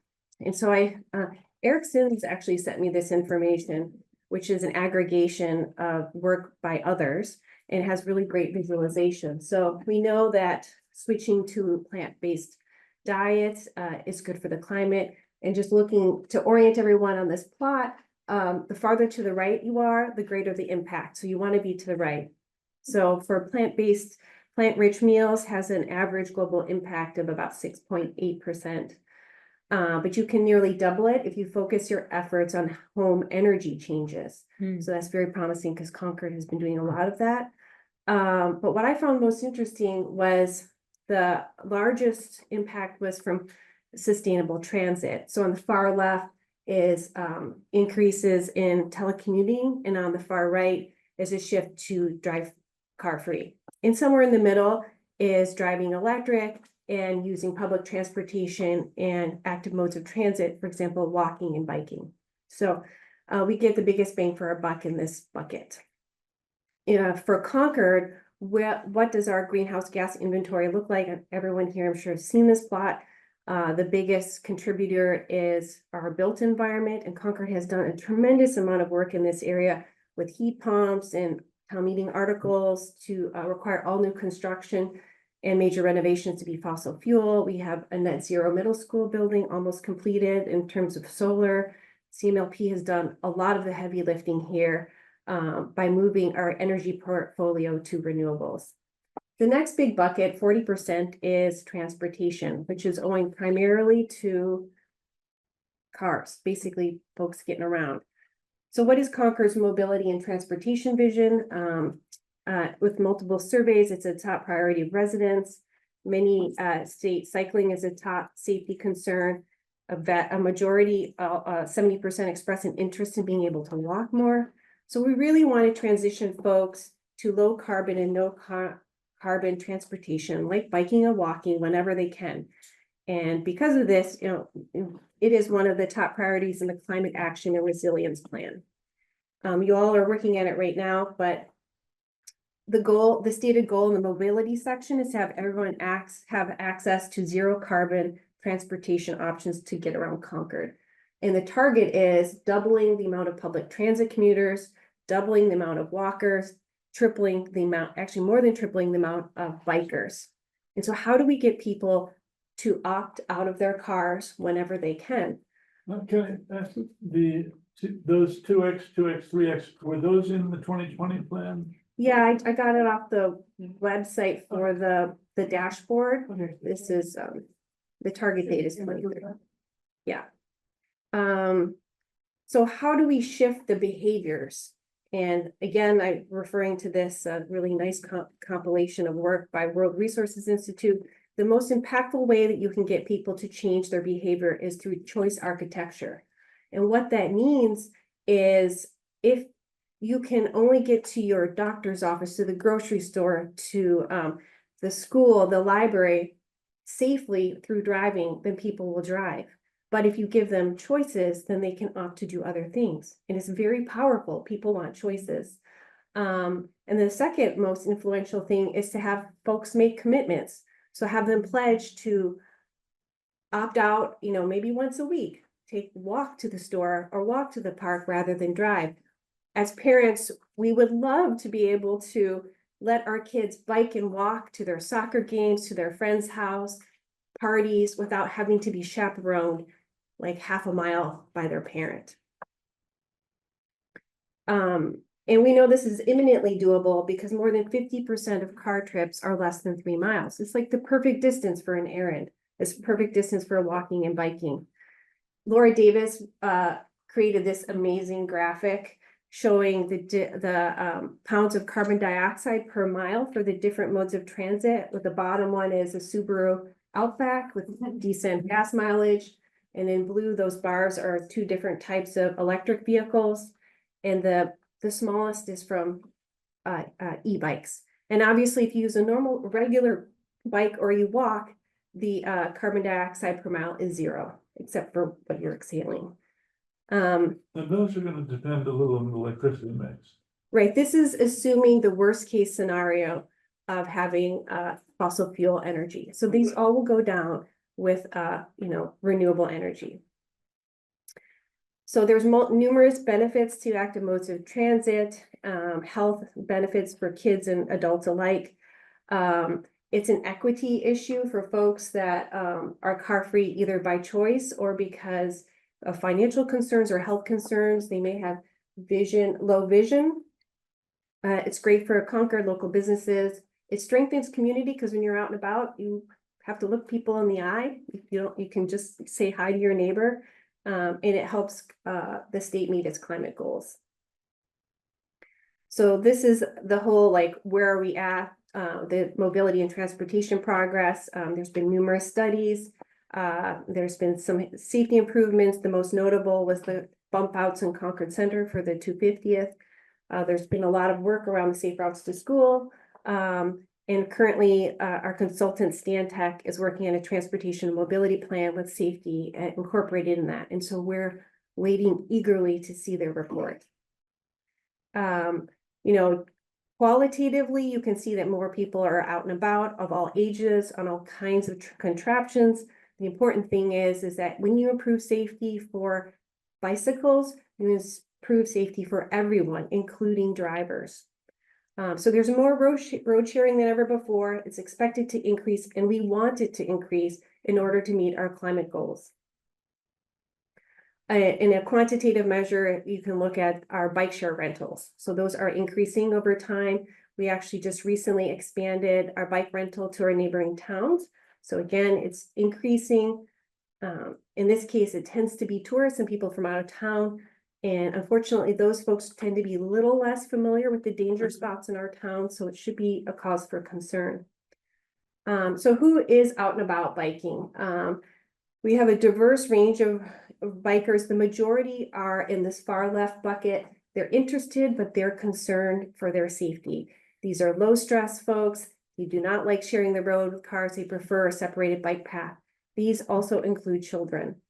On the far right, the minority, but the ones that are most visible are the uber confident, experienced riders that have no problem sharing the road with vehicles. But we really want to focus on the big bucket on the left, which is the low stress folks. And so in order to get these folks out of their cars, we have to make them feel safe. Last year, the Concord Bridge had an article last summer on the accidents or the vehicle crashes with pedestrians and cyclists. Some of them made the news, like this one of a girl in West Concord that was struck on her way to school. This year, unfortunately, we've had several crashes. This one was on the Bruce Freeman Rail Trail. A family of 3 was struck by a car that entered onto that intersection right there on the trail. We had a cyclist that was struck by a school bus, and the person was hospitalized. And then most recently, just a few weeks ago, we had a runner who was struck by a vehicle in the Uplands Road neighborhood. The unfortunate thing about this most recent accident is that the neighbors in that area had been petitioning for years to have road calming because they were saying it was unsafe. So folks know where the danger spots are in their neighborhood. And those are the accidents we know about because they have a police report associated with them. But the absence of crashes does not equal the presence of safety. Many incidents and all near misses are not reported. In a survey from 2014, those folks that said that they had an accident, 91% did not report it. I mean, that's kind of shocking, but at the same time, we all have friends and loved ones who have these near miss stories. So if you really think about it, it's not surprising at all. And so we've been really advocating to be the town to be proactive, to not wait till someone's hurt or, God forbid, killed. So how can we improve bike and pedestrian safety? Mothers Out Front has wanted to do a study last fall.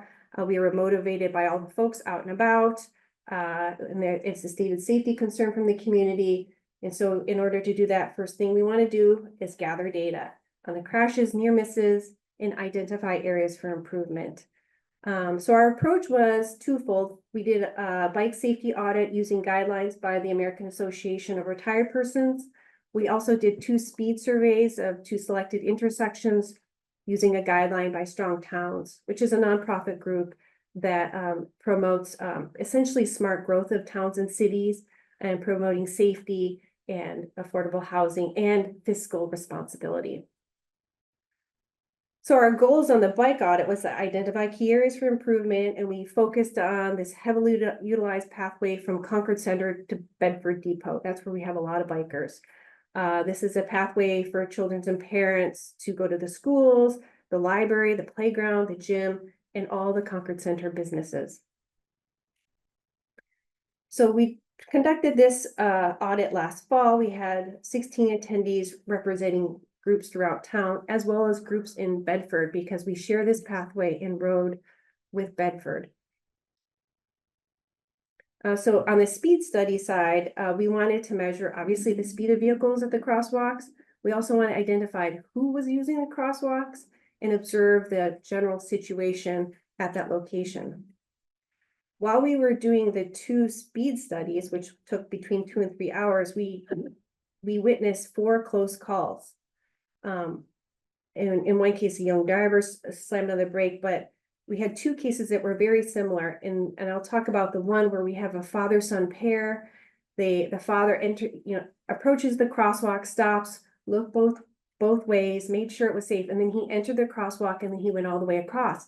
His son, meanwhile, was far behind and he didn't realize. And the son, eyes on his dad, trying to catch up, just went out into the crosswalk. He didn't even look. And so nobody was hurt in these situations, but just the frequency of these types of high stress situations happening is not good. And it really reflects that, that one mistake by the driver and the vulnerable user can lead to a tragic incident. And so we really want to take into consideration that whole situation and how we can have a forgiving design, acknowledging that people make mistakes. So here's the pathway that we took. We started in Concord Center, went to Bedford. I'm not going to go through all of these because I don't have time. The speed studies are shown in the yellow box. And the reason why we chose this pathway and really got involved was really spurred by the unfortunate tragic death of a Concord resident in the crosswalk of the Reformatory Branch Trail and Route 62. And then unfortunately, a few months later, on that same road in a crosswalk farther east, another mother was killed. Granted that these 2 accidents occurred in Bedford, but we share that same pathway, that same road, and the same conditions as Bedford. So this really should be a warning to us. We also, we looked at the sidewalks. I mean, as everyone knows, some sidewalks, a lot of sidewalks are in really poor condition. And then we also rode on the road. And I should say that the majority, because, some folks don't like, and even bikers don't like riding on the sidewalks. We tried the road. The majority of riders didn't feel safe. There's little to no accommodation on the road for bikers. But again, we're trying to focus on this group, the majority who are low stress tolerant. And really the metric we should be using when we try to assess whether a pathway is sufficiently safe is to ask, would you let your son or daughter ride that path? Or would you recommend that pathway to your neighbor's family or friends visiting from out of town? So I'll quickly review the speed study we did at one of the locations. We looked at the Reformatory Branch intersection with Lowell Road. On the left is what you would see if you're going toward Concord Center. In the middle is what you see as you're going outbound from Concord Center on Lowell Road. And the far right image is what you see if you're on the trail. And so as you can see at different times of day, you have a lot of shade over that crosswalk, which obscures someone that's potentially wanting to cross. And the unfortunate thing is that most people, they feel the most confident on a sunny day, when it's actually not the safest conditions, especially when there's shade. My dog was hit by a car right there. Oh. Survived. That's cute. African Yeah, dog. my African dog. So who's Dangerous. using Being this for road? dogs. Dogs, I have one dog in this pie chart. There are, a lot of bicycles on the road on Lowell, a lot of folks crossing, a lot of people turning and using that crosswalk, a lot of pedestrians. We have folks like parents with their kids on the back of the bike, kids in the trailer, recumbent bikes, and just like a huge variety. We observed the same thing on Monument Street as well at that intersection. Then we explored what is the speed limit right before this crosswalk, and it's conflicting depending on which direction you're going, whether you're inbound or outbound, whether you're north or south of the crosswalk, it's different. So we actually measured what people were driving through the intersection, and people will drive what they feel comfortable, what they feel is safe. So most drivers, the vast majority of drivers are going more than 25 miles per hour. 50% were going more than 30 miles per hour. And the reason why we care about this is obviously speed kills. At 30 miles per hour, a crash with a vehicle and a vulnerable user, you have a 50-50 fatality rate. And this does not account for folks who do survive but have lifetime disability. And just by the humans being humans, like the faster you drive, your vision narrows. It's just biology. And so as you go faster, your field of view narrows and you're less apt to see someone that's standing on the edge of a crosswalk waiting to cross. And when they do enter the crosswalk, you're less likely to see them until they're right in front of you. And so I have this quick little mock-up example because when you have to take into account the time it takes to stop, depending on how fast you're going. So the stopping distance is dependent on the time it takes you to perceive the situation, the time it takes you to react, and then the time it takes to brake and come to a full stop. On the left is what would happen at 36 miles an hour. The stopping distance is 137 feet. You have to be that far back in order to stop in time. On the right is if you were going 25 miles an hour, you have a little more leeway. You can stop at 83 feet. And so the question is, of these two images, which one is easier to spot? So overall, we have these big picture safety improvements that we've been advocating throughout town. The primary one is to make it a priority as opposed to some like an afterthought, or if we have funding, we'll do this, but it should really be integrated in all projects in the town. We also have been advocating for a crash response team. So every time there is a crash, within 48 hours, folks are deployed and they can identify immediate, and this could be like low-cost short-term solutions as well as long-term improvements. And then finally, transparency. We want a town to clarify the process and involve residents who know their neighborhood best. So in summary, walking and biking is good for Concord. It's great for the climate. And we want to make it safe and easy for folks to choose walking and biking whenever they can. And we want to have a forgiving design for roads and intersections that acknowledges that people make mistakes. So what can the Climate Action Committee do? If they could write a letter to the town manager and select board highlighting safety improvements that have to be made in order for Concord to meet its climate goals, because no one's going to get out of their car if they don't feel safe. Thank you. And it Great. is listening with goals. Good. Just, you know. Thank you. A lot of good information there. Yeah, I think the other thing that this underscores for me is the importance of ensuring when we get to our next version of the plan, that we're really putting forward the idea of reducing vehicle miles traveled, because that's a point of nexus that ties in with this. We have to get to a point where those people are feeling safe to walk and to cycle, simply because that's the way that we're going to hit our emissions reduction targets. And if we're not doing things that promote that feeling of safety, then those people are not going to get out of the car, and we're not going to reduce vehicle miles traveled. So I think that's another thing a little bit longer term that we need to really Right. keep in mind. How do we feel about the concept of formalizing something in a letter? I like it. Select board, or Maybe to the select board and the town manager, and they have a lot of things and inputs that they're juggling around this already. Right, I'd like to, review the presentation and think about it a bit as well. For getting people out of cars, we all know this is vitally important, and a lot of the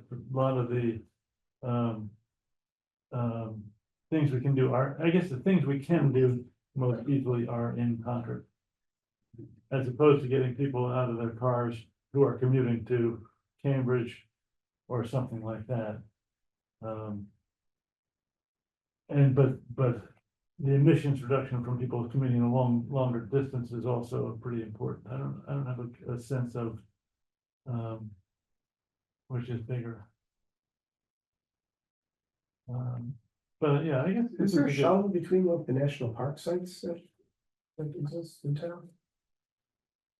For instance, I don't know, just thinking of ways to get the car, let's say somebody comes to Concord Center and they want to visit all the parks. You had a little Right. electric shuttle that takes them around, or We did one What's for it the funded? 250th, and it was really successful you did that for the 250? for the 250th, yeah. What type of, was it a bus? Or It what? was a school bus. And it got a lot of use. It did, yeah, especially with no cars being allowed. I think that kind of forced the hand, but I think that was probably our first opportunity to pilot something like that and have people be able to enter to Lexington or Concord and be able to see all three communities. And Did anybody track usage data on that by any chance? I can check into that. I don't know. Mr. Gale, go ahead. Just prior to that, a couple of years back, for that, there was a pilot of a summer. Yes. That Beth Williams, and, who else was trying to, anyway, Aaron Stevens, at that time, transportation plan. And, it was very popular. People came back the next year and asked for it. There was a requirement in the request for proposal, or whatever, that it be an electric bus. There were glitches, they didn't get it. But, one of the things in the current climate action plan, and one of the things TAC has as a primary long-term goal is, see more public transportation in town, connection, between the town centers and some hospitals, certain places, figuring out how to make that extremely low carbon. And also, I've heard from a number of people who cannot drive, don't have a car, who say they can get in towards the direction of Boston, but they can't go to Maynard or Acton or whatever. So connections to those, also connections to like Lowell based and what is it, Worcester, anyway, there's a two different regional transportation bus situations. Lexington has had public transportation for 40 years and we're not connected. So there's a lot of opportunities there. And, a lot of this can also connect with bikes and walking to the transportation locations, including potentially one at 229 Main Street or at the MCI, and trying to mix all these things together. That'll really get people out of cars. I would just say that's great for the business community too, because if somebody's on a bike, they're not gonna bike to Waltham to a big box store to get their stuff. Right, they're gonna buy local. Could we encourage merchants to give a discount to people that walk or bike to the store, Yeah, like 5% or something? It might actually increase business. But it's gonna be an incentive and get the message across. Yeah, I think that's a good idea. You gotta be sweating heavily when you walk. Usually, Yes. 5%.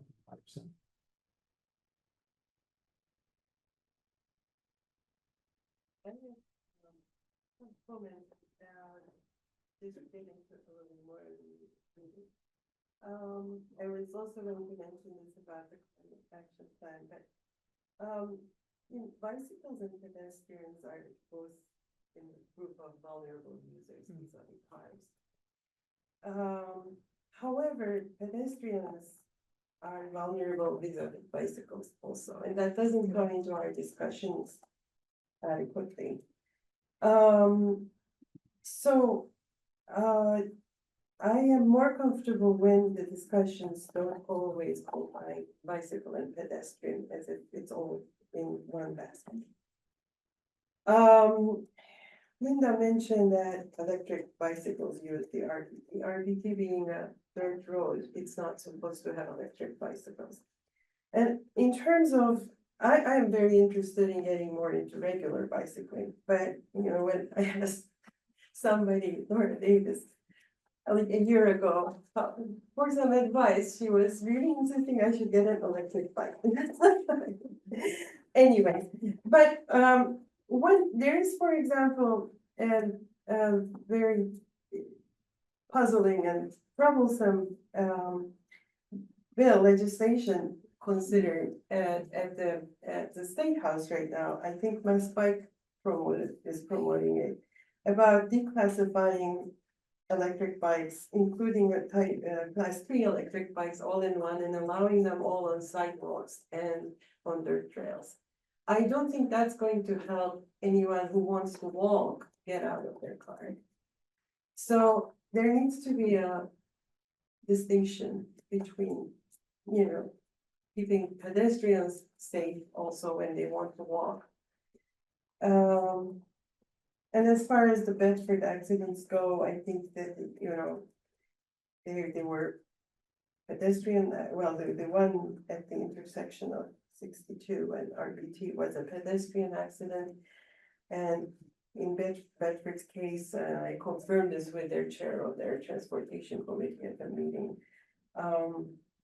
They were considering a light at the intersection for years, but because they were assuming there would be a tunnel, it got until they just didn't do anything about it. And it was like an accident, one of the accidents waiting to happen for years, and it's still right now could use a light. And thank you, Linda, for pointing out all the other crosswalks in Concord that need the same kind of attention.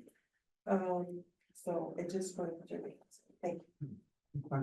If I might add one more. So coincidentally, this afternoon, I was at a meeting along with Andrea Solomon, the new chairman of the Public Works Commission, with Public Works Director Alan Cathcart, Director of Community Development, Lisa Sandoval, Town Engineer Steve Dukran, Highway and Grounds Aaron McCloskey, and a couple other people. Paul Bowman was remote, the new select board member who's liaison both to tech and to public works.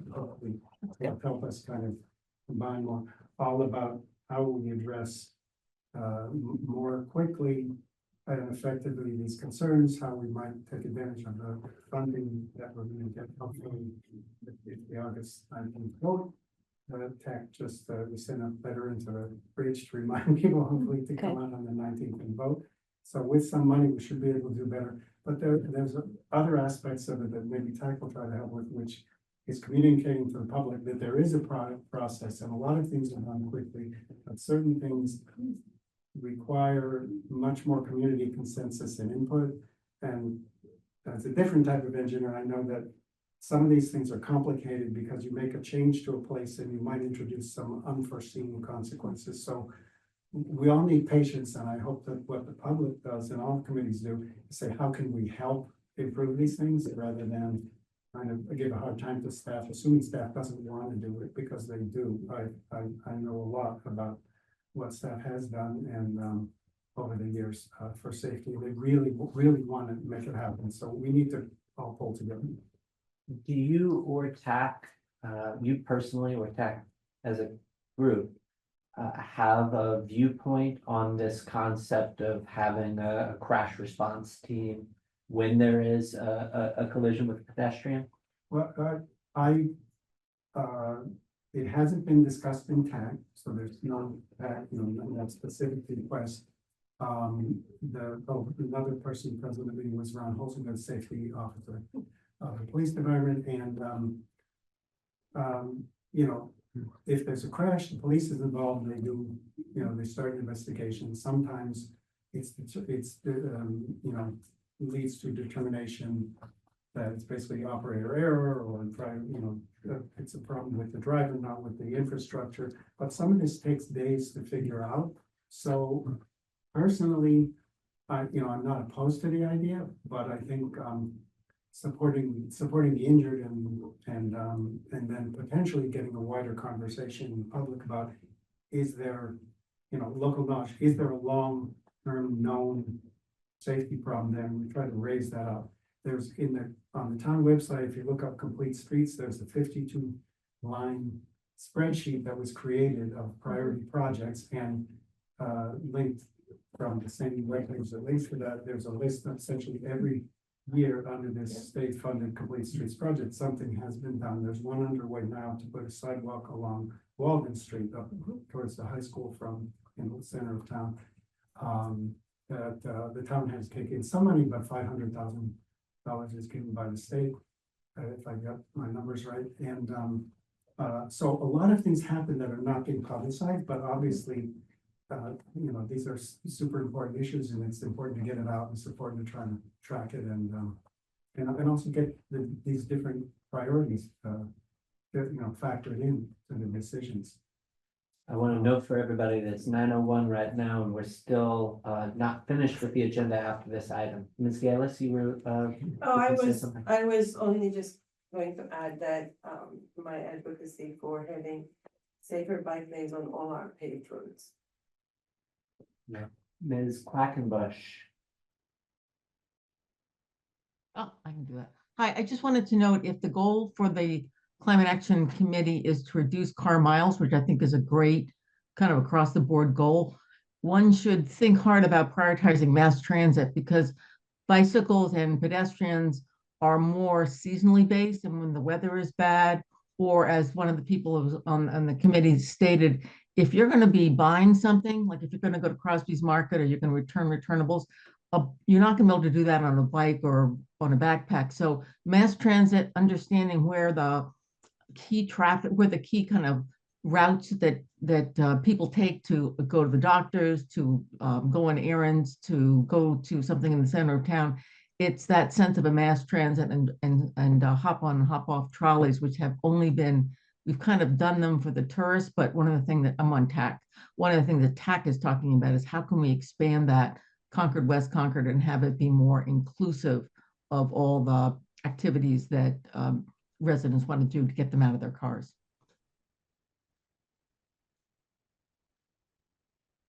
That's it. Thank you.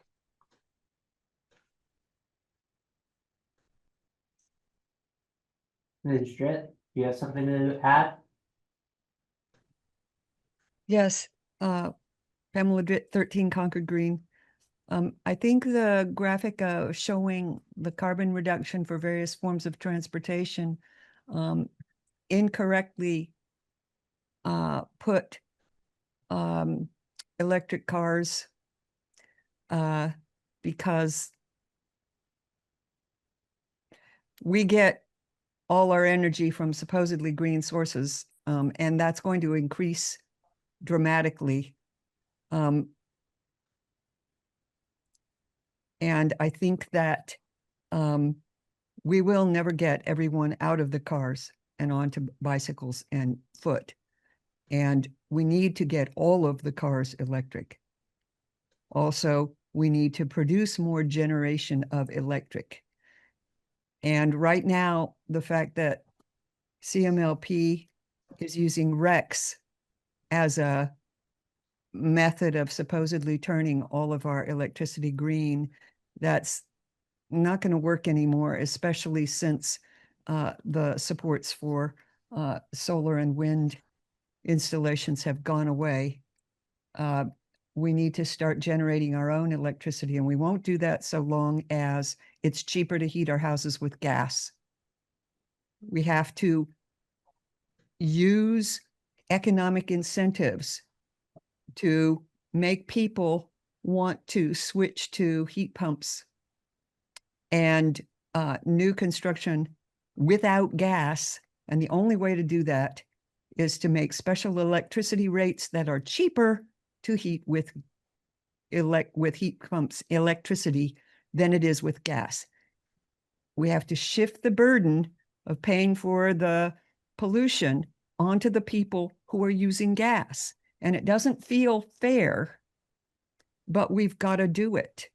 I hope that you all on the committee will help with programs that would do that. For example, a special electric rate for heat pump and solar battery users that would incentivize individuals to put batteries in their households, even if they don't have solar panels, because you can use that to balance the grid during times, unexpected times of really heat, like earlier on in April when we had that real high heat wave.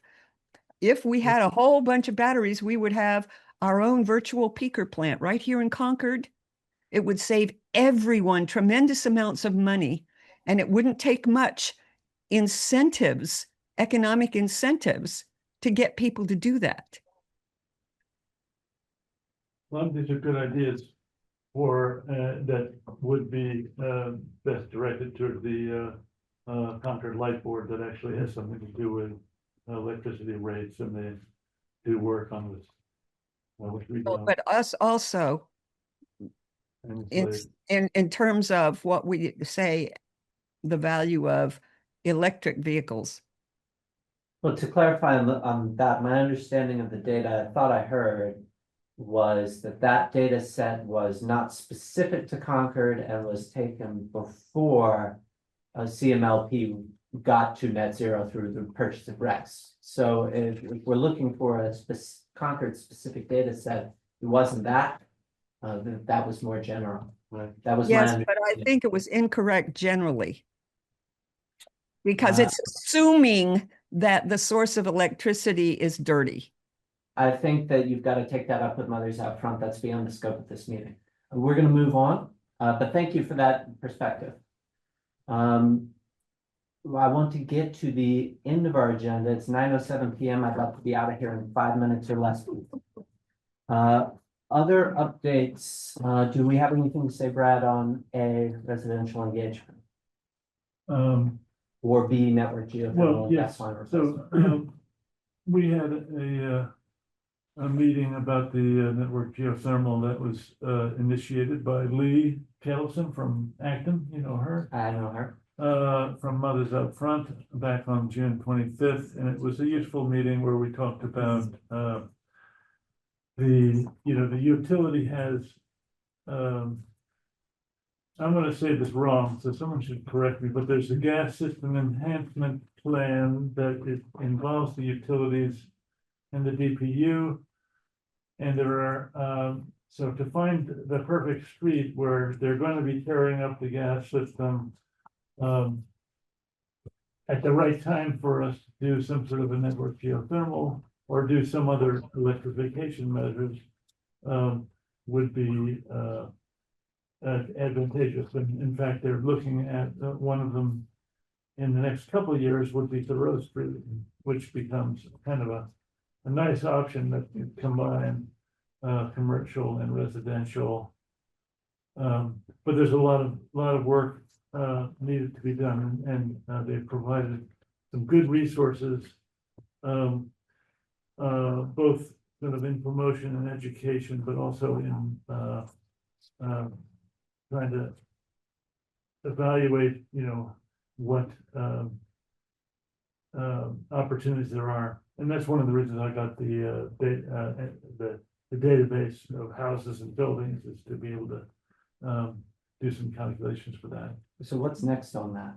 What's next? We're gonna have a next meeting, probably the last week of July, but it's being scheduled. The date hasn't been chosen yet, has it? I believe it has.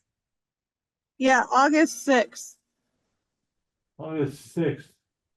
You're making me sad. Oh, no. I wanna be on the sailboat. But Do we need anybody else from this committee to be present for that, maybe? Or can you do it from the boat? that's not gonna happen. Anyway, I filled out the doodle poll, I hope. So,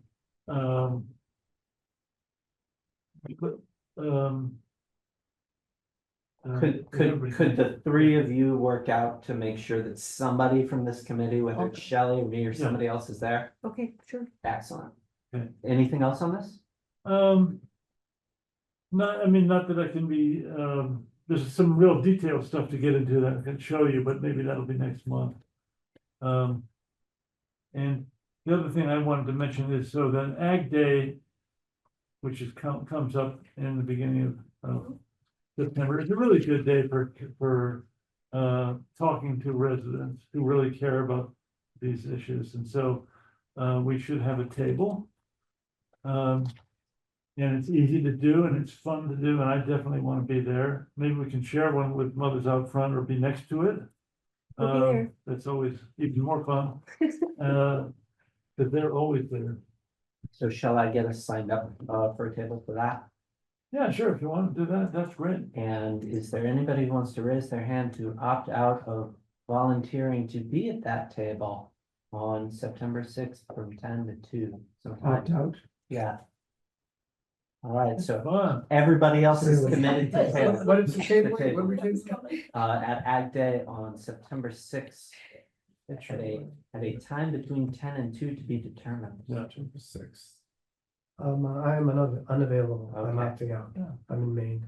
All right, 3 of us left, plus Catherine, 4 of Yeah. us. All right, we may not be able to share with Mothers, or we may have to share with Mothers Out Front to have Yeah. people. Right. But I'll sign us up for a table and we'll do some offline Yeah. work to schedule out tablers. Right.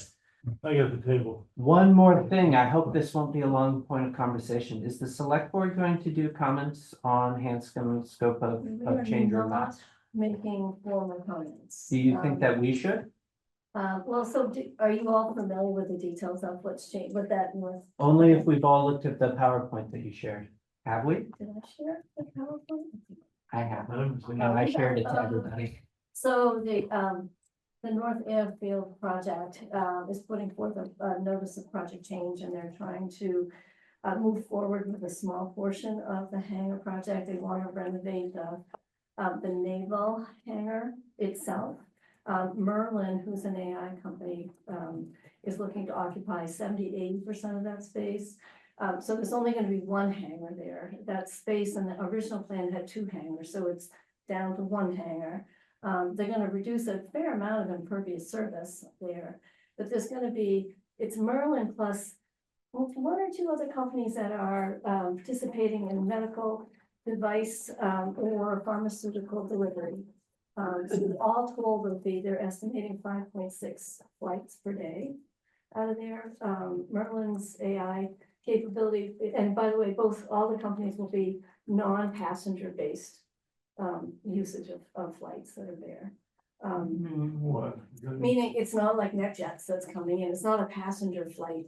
So they'll use aircraft, but it's not for moving passengers. It's either for medical service, pharmaceutical delivery, or this AI testing that Merlin's doing for your flight. So that's the scope of the work. It's about 15. It's 15.6 acres. They're creating 140 parking spaces, 35 EVs, 25% will be EV charging. They're reducing the existing impervious. They're reducing 1.35 acres impervious surface. There's open questions about what, who these other companies are. They're not saying exactly who they are. My opinion is that it's probably better than what was originally going to be in that space. When you talk about medical services and pharmaceutical delivery, that's life or death kind of delivery services. So my concern would be that it might be flights that are after hours, and that, any amount of money that or fee that they might fly. I think there's some risk to that. That's my personal bias, and that's my history of being in the medical field, just knowing that. But that's what I see the risk as there. There are other, but the HATS committee has not made a decision to comment on that. There's a Hanscom advisory group that is also not commenting, but individual members may individually comment. Do you know of any plans to do so?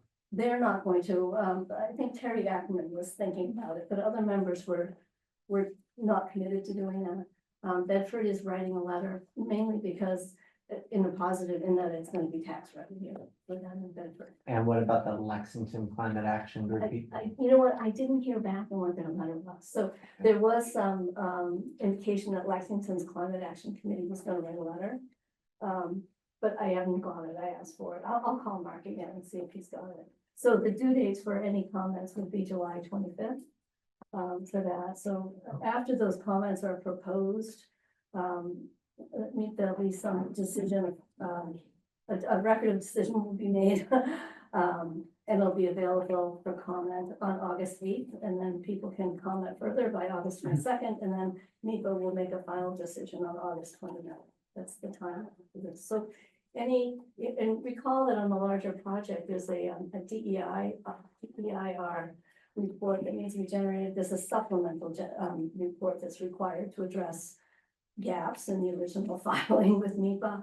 But whatever this project is producing, it's going to the usage of the emissions and all the other issues that were in that DI report will be updated for this particular subset of changed use. So I think a lot of the sentiment from some of the other groups were they want to spend their energy on the supplemental DEIR and providing their energy and feedback on a larger hangar project. This one seems smaller.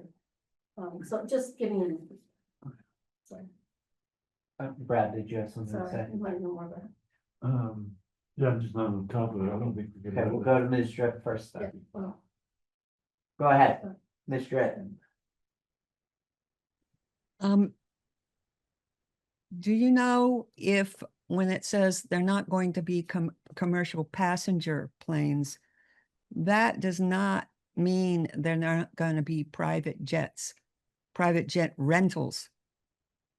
no, I think That doesn't, and they also, when they talk about the fuel usage, they're only talking about the fuel usage the jets use during takeoff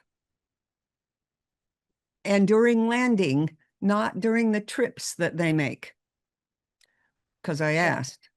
This is one of the criticisms of the original project and the environmental studies. They did not track the full emissions of the full flight. They only track the emissions up to about 2,000 feet. And then, when you're going up to 2,000 feet and coming down, that's not changed. I mean, the same is true with this particular Go ahead, Right. Brad. sorry, yeah.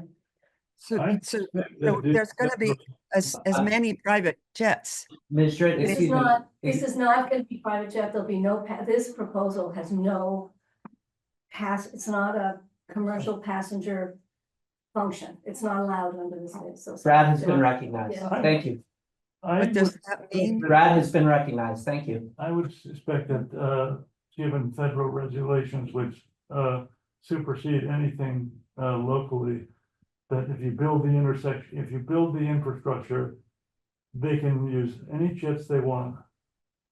I'm gonna suspect that from what I heard originally, we can think that we're restricting it to this commercial purpose. But if the infrastructure is built, we wouldn't necessarily be able to prevent, your average LLC of people, flying to Nantucket from using So it. let me just, let's not talk about the bigger project. This is not the bigger project. Right. This is a proposal to do just a specific defined business at the hangar. So that defined business is, Okay. God, did I write it? I had it in words. It really is medical. It's medical pharmaceutical delivery, and there's just this other Okay. use. I'll find it. I just don't have that in words here, but it really, it's, and someone asked this in the meeting, you can't change that scope of service in this particular phase of the Okay. project. The other one. Good to hear. Go ahead. Either it was a rumor or I read about ice flights. To me, that's the 800-pound gorilla. That's an existing issue that's going on there, right? Is that a real issue? The Hanscom Area Advisory Commission has been talking about that. They talked about whether they should write a letter about that, and they chose not to. Because I think those are night flights. I'm right in the flight. I'm just saying, Yeah. so this topic of, is anyone addressing the issue of ice and flights at Hanscom? The Hanscom Advisory Commission has chosen not to write a letter in regards to that issue. Who is anybody? Someone's tracking it. I did hear someone's tracking, but I don't know who it is. Yeah. It sounds to me as That's if a different issue. I know it's a the different issue. animating issues around this do not pertain to the four corners of this scope of work change proposal. Right. And that this is somewhat like painting the house of a brothel. You make this little bit of the project better, and maybe it's, but it's still something that would be an attractive news town. And so getting out in front of the scope of work comment would be potentially causing unintended consequences that could make the project more palatable in the future. Is that a fair encapsulation? Yeah, I think that, other committees sort of said the one thing they would comment on about is just more flights. It's potentially 6 more flights a day. But they did raise that other concern about if you focus too much energy here, then their concern is sort of spending their energy on this topic when they really want to spend the time on the SDI. I am not hearing cause for this committee to comment on this proposal. Does everybody agree with that? Yeah. Okay. We're in line for any other public comments that haven't been covered. I see Ms. Mills, Mr. Bader, and of course, anybody else who has already commented but has something that we haven't covered. Mr. Bader, go ahead. Thank you. 3 quick points. One, I noticed on the pictures that Linda showed of some sidewalks in the crosswalk context, but also in the bicycle context. Some of the sidewalks have really uneven surfaces or uneven potholes in the sidewalks, and I'm sure the Public Works will address that when they work on the roads, but that's also sort of a deterrent for people who are not confident on the road, who say, well, I can ride on the sidewalk, ride a bicycle on the sidewalk, but then encounter potholes there. You say, oh, am I safer back in the road or not? That's one quick comment. The second quick comment is on the composting. I really hope that that is not discontinued. It's, as you pointed out, if that's the state law, is you can't put compostable materials in your trash, well, then where else are they going? They're not going in the recycling bin. They got to go somewhere. And then my third quick comment is that the Public Works Department has had a tough time with the rollout of the new sizing on the containers and so on. So they have been a little bit burdened, but they also have a vast volunteer pool that comes out twice a year to help work on the drop-off, swap-off days. And that organization, Reuse It, which I happen to have something to do with, used to started the town's recycling program before the town took it over. And I think that might be an area where it would make sense to try to tap into town volunteer spirit to help with resolving the composting issues, especially if it's a question of having more composting gurus or composting guides to help people understand the difference between plastic and paper and chicken bones and potato peels when they're doing their composting. So those are my 3 thoughts. Thank you for listening and taking them into consideration. Ms. Mills, go ahead. Yes, real quick, just to follow up on what Stefan said. In the beginning with the pilot program with the composting, the library did our best working with Mothers Out Front to have a display and educational materials. There was a QR code patrons could scan to find out what actually could go in the bin. So if the library can ever help again, or Mothers Out Front and getting the word out, let us know. And Ms. Olson Mikowski. Sorry. So my comment is, anyway, would anyone in this meeting be willing to host a climate potluck on August 9th or 16th for fun and community building? I'm willing to create the Evite and help plan and track RSVPs and the menu. I wanted to do it at Giroux Park Pavilion, but it looks like that's going to be more complicated with like rental fees, liability insurance, and other complications. So anyway, if someone had a home and wants to host just a casual potluck and we can invite as many people as we can, I think that would be a really good thing this summer. So just reach out. We were talking about events earlier. Yeah, sorry. I think everybody should look at their calendars and think very carefully about that and reply offline to that solicitation. And that could be somebody on our committee, or it could be a member of the public that's here, or it could be somebody that you know with a nice house. Can I hear a motion to adjourn to August 20th at 7 p.m. in this location? Please. We don't need a second. I think we all are in agreement. If we're in agreement, go away. We're adjourned.